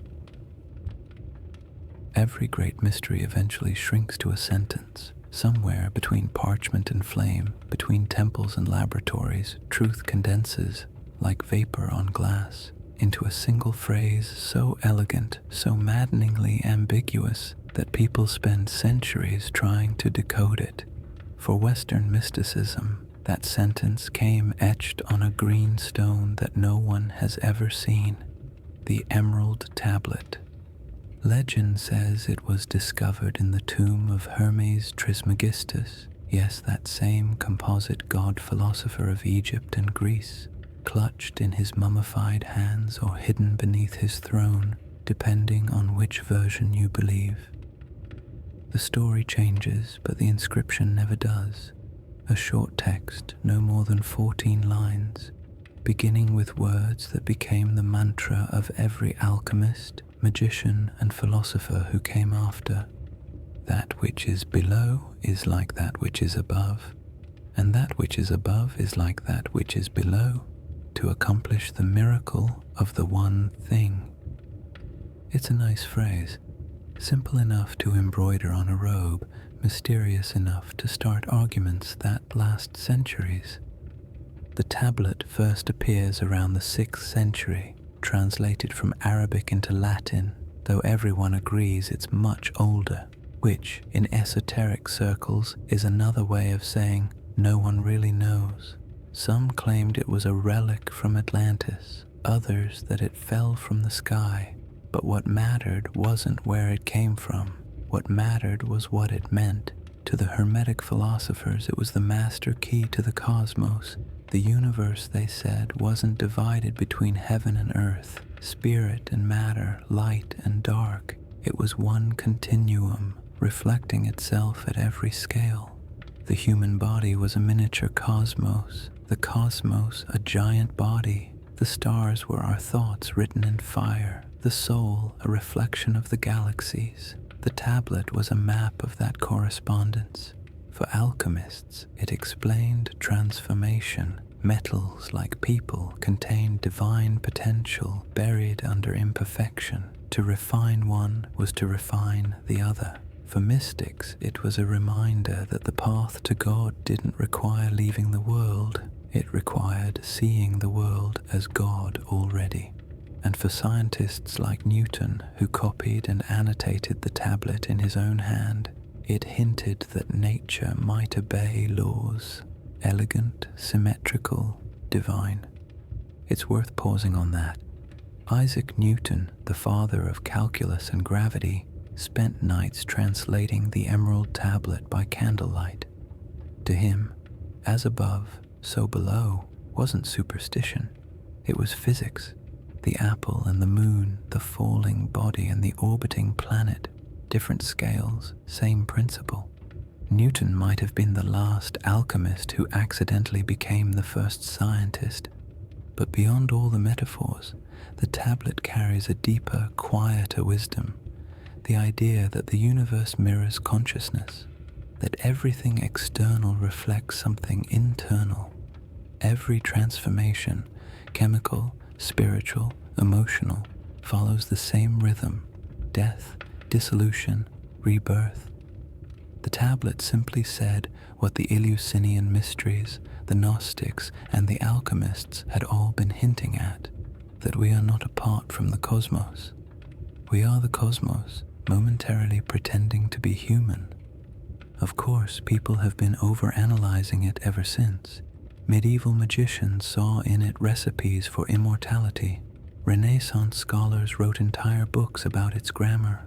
Modern occultists claim it encodes the secret of quantum physics. In truth, it probably just means what it sounds like. The world outside and the world inside are reflections of each other. Change one and you change the other. There's something comforting in that. It means meaning isn't hiding in the stars or buried in ancient tombs. It's right here, in how you breathe, how you think, how you see the world. The Emerald Tablet's one thing isn't gold or godhood, it's awareness. Imagine for a moment finding it, that mythical green slab, faintly glowing, inscribed with neat, impossible letters. You brush the dust away and the words shimmer like sunlight on water. You realize they're not in any human language. You realize they're moving, rearranging. You realize the tablet isn't something you read, it's something you remember. That's the paradox of all secret knowledge. The longer you study it, the more it sounds like common sense whispered in a different accent. The tablet's message echoes still in science and spirituality alike, in microcosms and macrocosms, in equations and meditations. As above, so below. The same forces that sculpt galaxies shape thought. The same patterns that bind atoms weave relationships. The same laws that govern planets guide our hearts, though we rarely notice. Take a slow breath. The candle burns lower, the green glow fades. Somewhere far above us, stars spin in quiet balance, and below, a river reflects their light perfectly. The mirror holds, but mirrors have another side.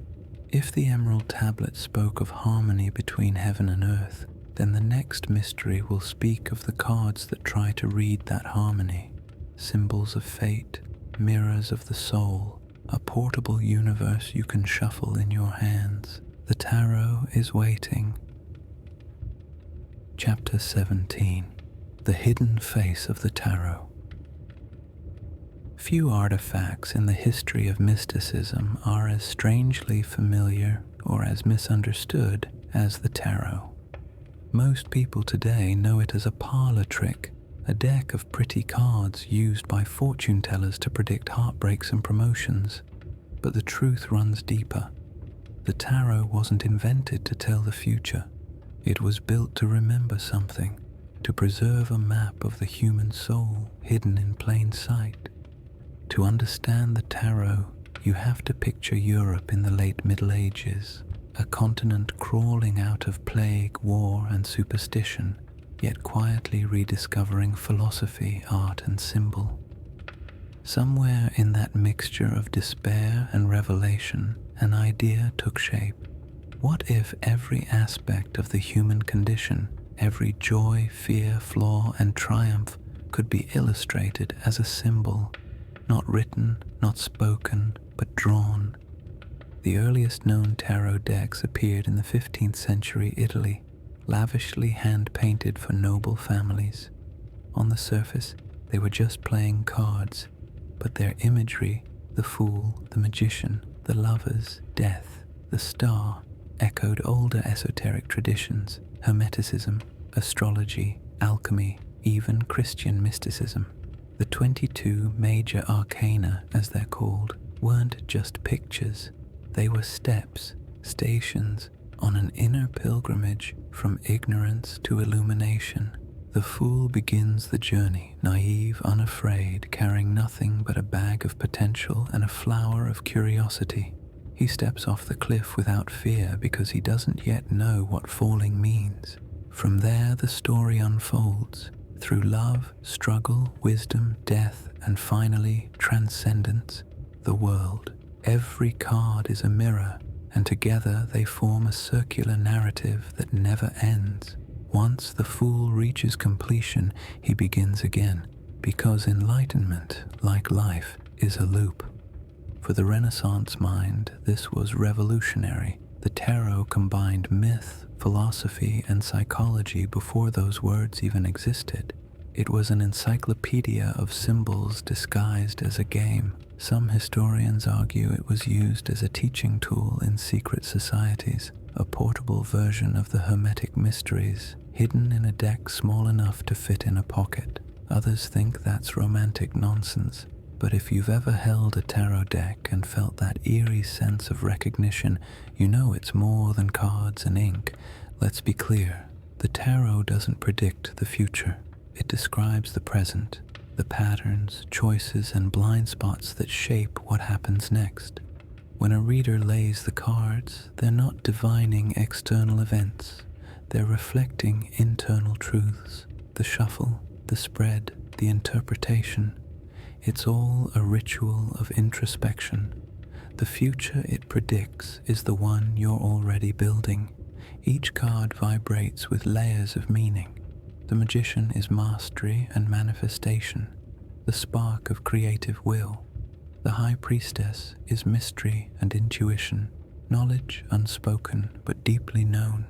The tower is collapse, the breaking of illusions. And the star? Hope.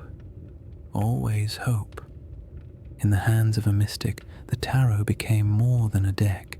It was a cosmology, an illustrated version of as above, so below.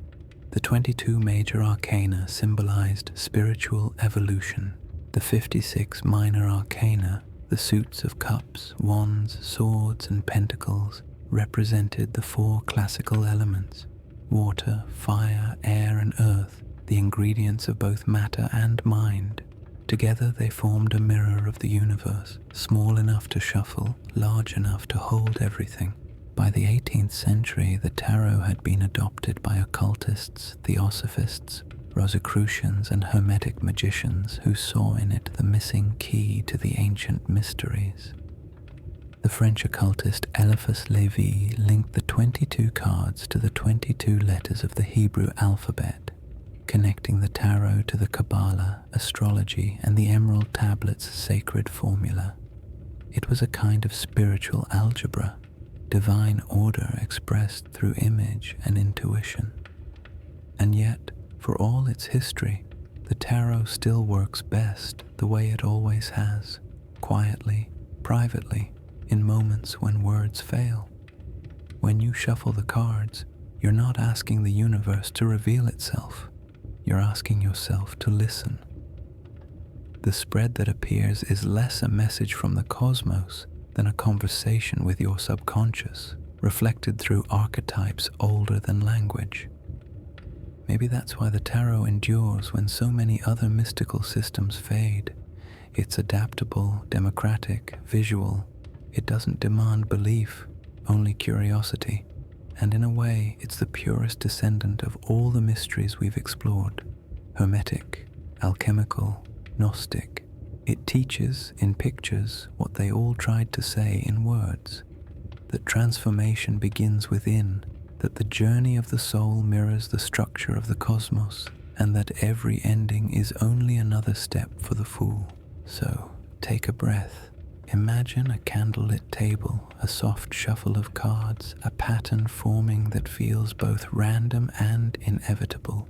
Somewhere in that dance of symbols, the past and future meet, and you, like every seeker before you, catch a glimpse of the eternal pattern reflected in paper and ink.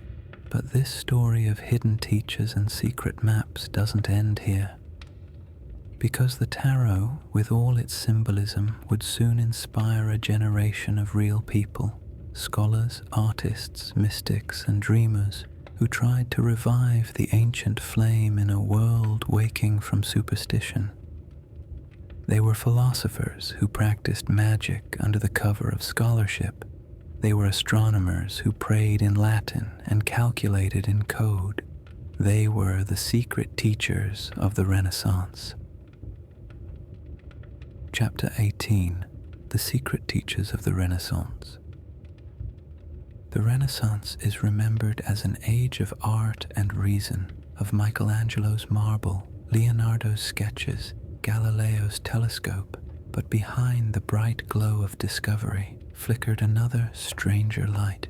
In the candlelit studies of scholars and nobles, a handful of thinkers tried to reunite something the world had forgotten. Magic and science, heaven and earth, faith and geometry. These were the secret teachers of the Renaissance, the last magi of the Western world. If you had wandered the streets of Florence or Prague in the 15th or 16th century, you might have found them disguised as philosophers or mathematicians. In truth, they were heirs to the Hermetic and alchemical traditions, trying, in their own polite Latin, to decode the hidden structure of the universe.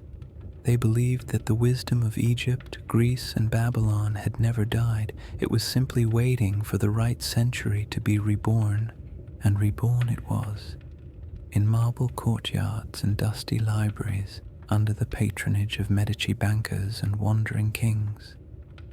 The rediscovery of the Corpus Hermeticum in 1463 was the spark that set it all ablaze.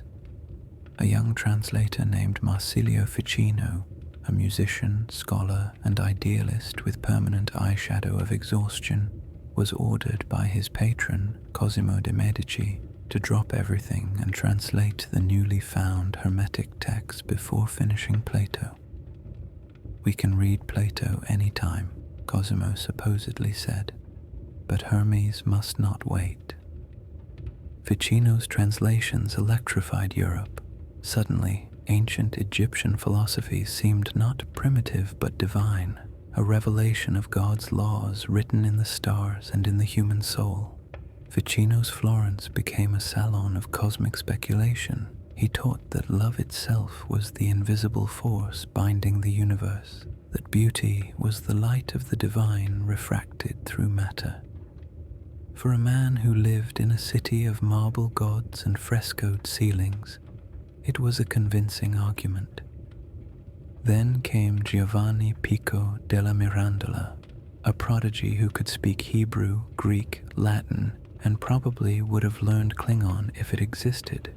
At 23, he wrote the Oration on the Dignity of Man, often called the Manifesto of the Renaissance. In it, he argued that humanity was not fallen or fixed, but free. God, he said, made all creatures with a defined nature, except man. Humans were the blank slate of creation, able to rise to angelic heights or sink to beastly depths by choice alone. It was humanism at its most mystical, a theology of self-determination. But Pico went further. He tried to unite all religions and philosophies, Christian, Jewish, pagan, even Islamic mysticism, into one universal truth. He studied Kabbalah, astrology, alchemy, and Hermeticism, convinced that all were fragments of a single divine language. The Church disagreed. His 900 theses were condemned as heresy before he could defend them. He died young, mysteriously, some say poisoned. Renaissance humanism was dangerous work, yet for every visionary silenced, another rose. Giordano Bruno, a former monk with the moral patience of a thunderstorm, took Hermetic philosophy and hurled it into the cosmos. He believed the universe was infinite, filled with countless worlds, each with its own suns and souls. God, he said, was not outside creation, but inside it, shining through every atom. To Bruno, even the stars were alive. For this, and for his habit of calling cardinals idiots, he was burned at the stake in 1600. Then there was John Dee, Queen Elizabeth's astrologer and England's most famous alchemist. Dee wasn't a mere magician with a crystal ball. He was a mathematician, navigator, and early scientist.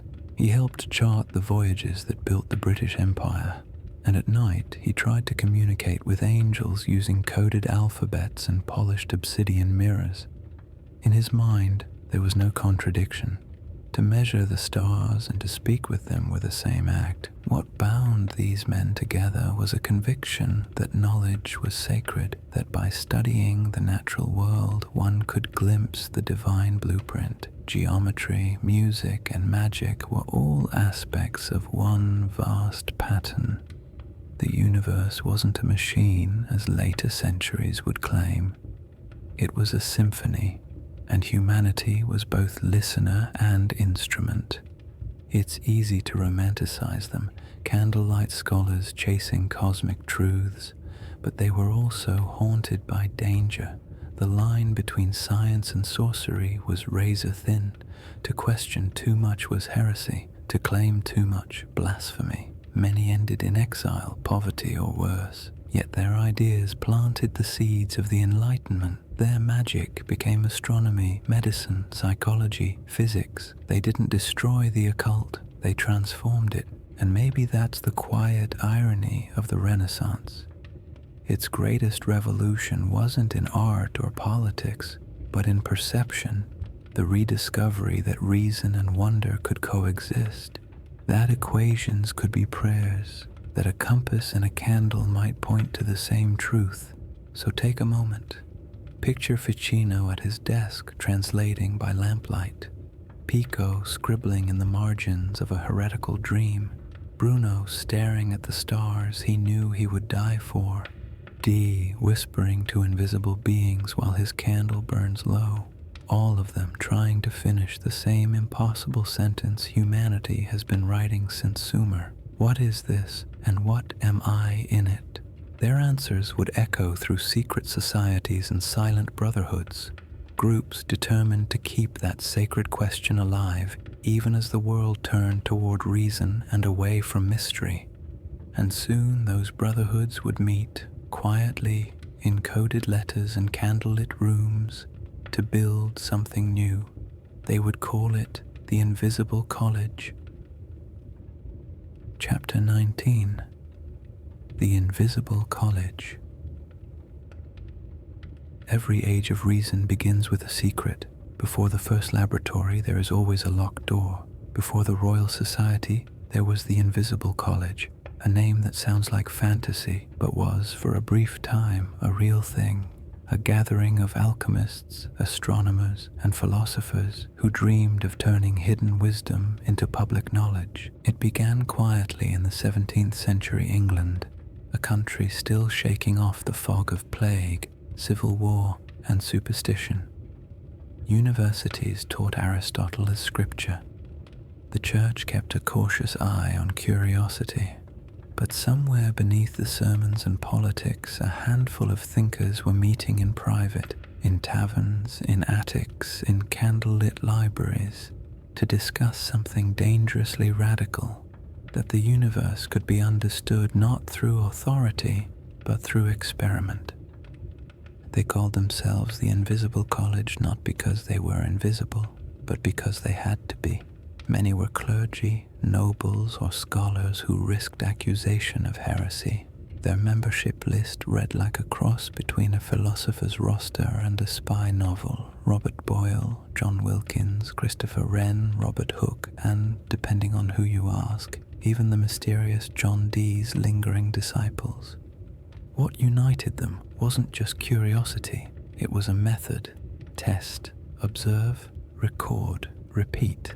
Where alchemists once sought transmutation through symbol, these men sought it through flame and glass. But they hadn't entirely left the old ways behind. Their notebooks were filled with references to divine geometry, to celestial harmony, to the mechanics of God. Boyle wrote that studying nature was a form of piety. Hooke saw microscopes as instruments of revelation. Science was, at its birth, a devotional act. Imagine one of their meetings, a small London parlour thick with pipe smoke and candlelight. On the table, an air pump wheezes as Boyle and Hooke test the properties of vacuum. A bishop leans in, skeptical but fascinated.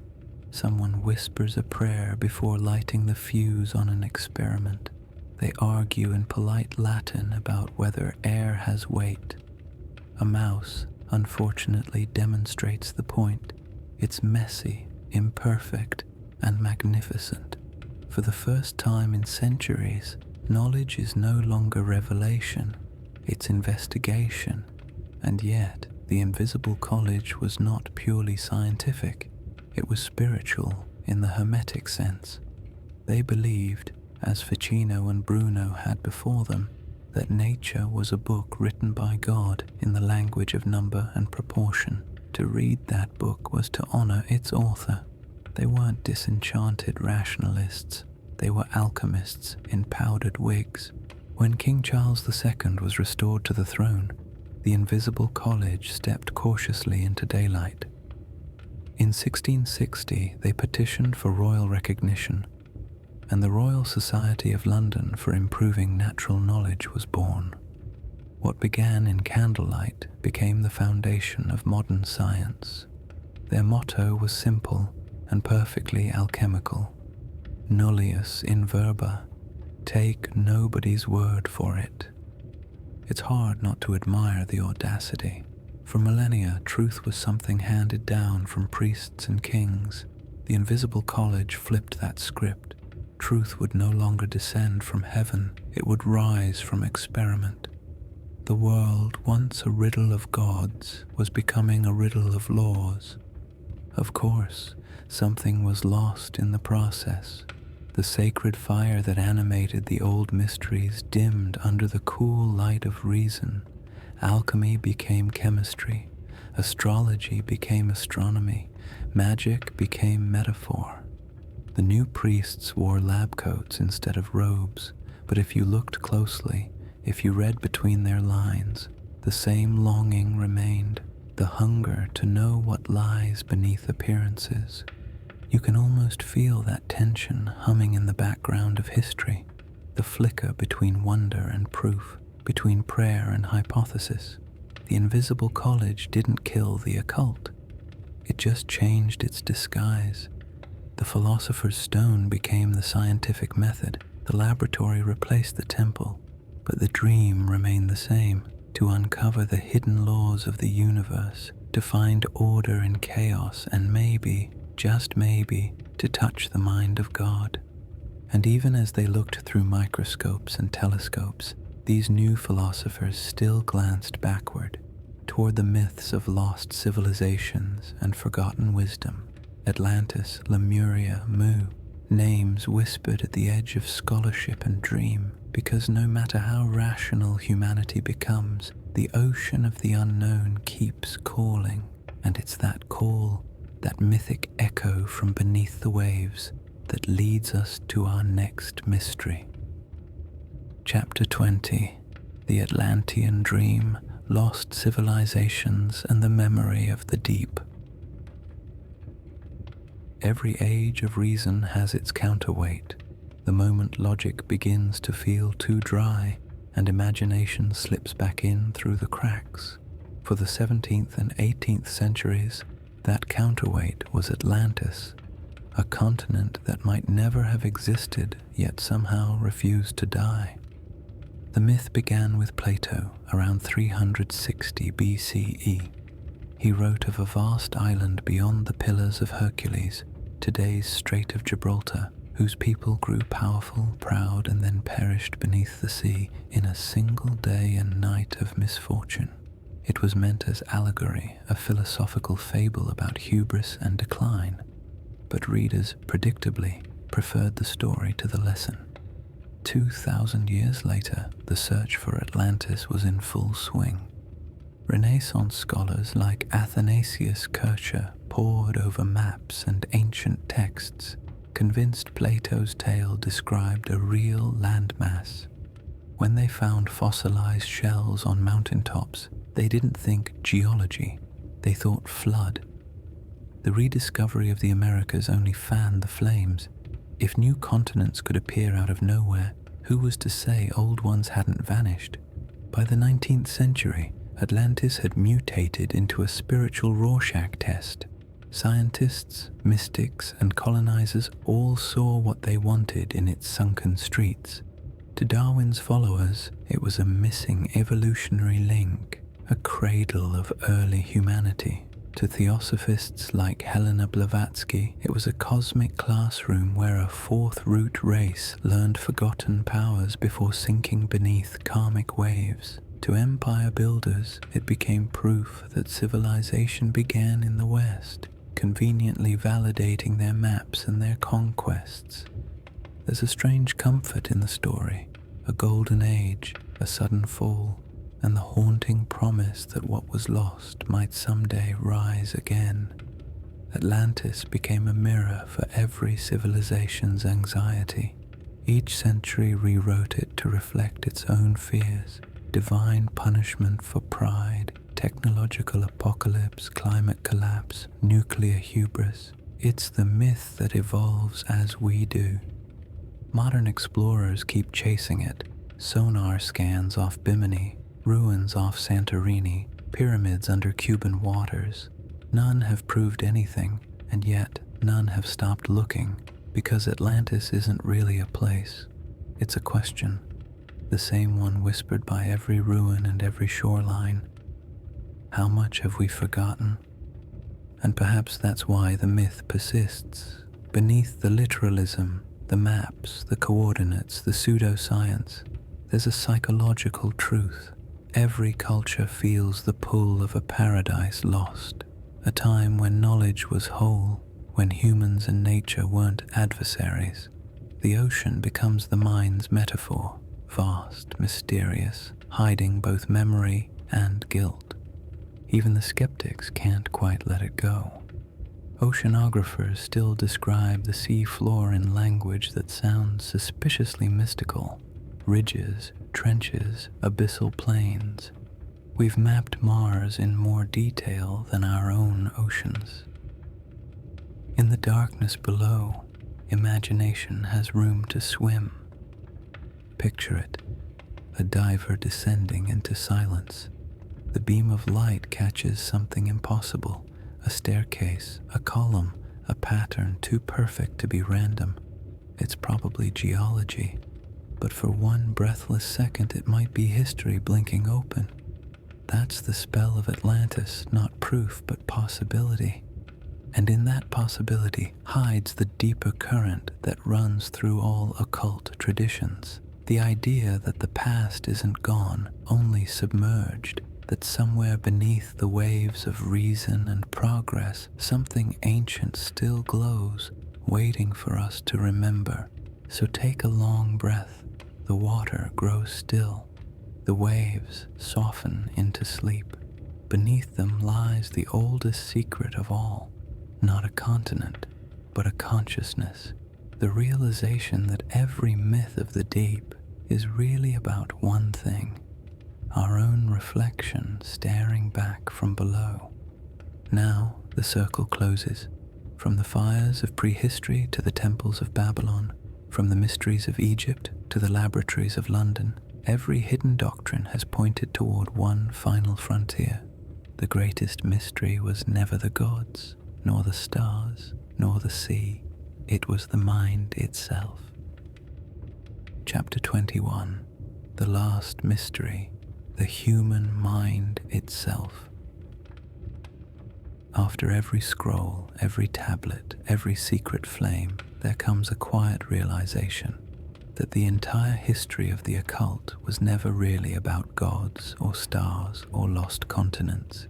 It was about us, about the one thing that has followed humanity from cave walls to quantum labs, the mind trying to understand itself.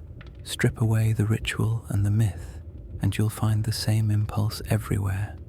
The urge to step outside of ordinary awareness, to watch the watcher, to glimpse what's behind the curtain of thought. Shamans did it with drums, mystics did it with fasting, alchemists did it with mercury, scientists do it with microscopes. Different tools, same question. What is this awareness that's aware of everything? The ancients personified it. They called it the soul, the demon, the divine spark. The Gnostics saw it as a shard of God trapped in flesh. The Hermetists saw it as a mirror of the cosmos. Modern psychology calls it consciousness, a term that explains almost nothing but sounds professional. Yet the experience itself hasn't changed. Close your eyes, and there it is. The strange, silent presence that observes your thoughts as if they belong to someone else. It's a riddle that bends back on itself. The mind studying the mind is like a flame trying to see its own light. Every system we've built, mystical or scientific, is just a hall of mirrors reflecting that impossible question. What is the observer? Maybe that's why the occult has always been circular. The further you go outward into symbols, stars, geometry, the more you end up back where you started, inside. Every temple was a brain, every ritual a rehearsal for introspection. The emerald tablets one thing, the Gnostics' divine spark, the alchemists' living light, they all point to the same realization that the universe is conscious because consciousness is what's asking the question. Modern neuroscience, with all its data and diagrams, is oddly humble about it. It can locate where fear lights up in the brain, where memory hides, where language lives. But why the lights are on at all, why experience exists, remains the one question science tiptoes around like a sacred flame. It's almost poetic. After centuries of dissecting mysteries, the final one is still invisible, intangible, and intimately familiar. And maybe that's the answer hidden in all those ancient riddles. Maybe as above, so below wasn't just about stars and stones. Maybe it was about perception itself, that the universe out there and the awareness in here are two sides of the same mirror. Change one and the reflection shifts. The gods never left. They just moved inward. You can see traces of that idea everywhere now. In meditation, in psychology, in art, Jung's archetypes, brain scans, dream analysis, all new languages for old symbols. When you stare into a mandala or shuffle a tarot deck, you're performing the same act the shamans did around the fire, turning the external world into a map of the inner one. The patterns repeat because we are the pattern. There's something comforting about that. It means the great work, the magnum opus of the alchemists, was never about transforming lead or summoning spirits. It was about waking up. The lead was the dullness of unexamined life. The gold was awareness, radiant, self-luminous, eternal.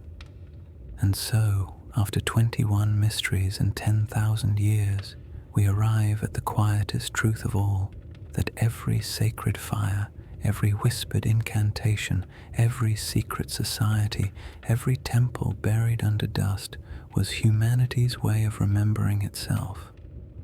The occult, at its heart, is not about hiding, it's about seeing. Take a slow breath. Imagine all those centuries collapsing into this single moment. The flicker of your own awareness, the hum of thought, the rhythm of your breathing.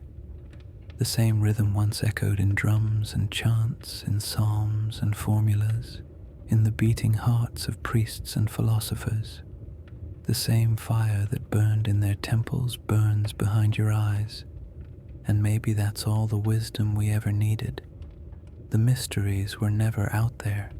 They were the mirror, the question, the dream. The rest, the rituals, the myths, the symbols, were just ways of staying awake long enough to notice. Now, as the lights dim and the journey ends, remember that falling asleep is its own kind of initiation, a daily descent into the underworld, a temporary death, a rehearsal for eternity. The ancients sought union with the divine through ritual. You do it every night through rest.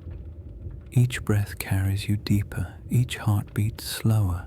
Thought dissolves into dream, memory into myth. The world outside fades like candle smoke, and somewhere between waking and sleep, between above and below, the final mystery unfolds. The simple, silent awareness that watches it all drift away. You've reached the center of the labyrinth. The secret was never hidden. It was just quiet. Sleep well, seeker. The work continues in the dream.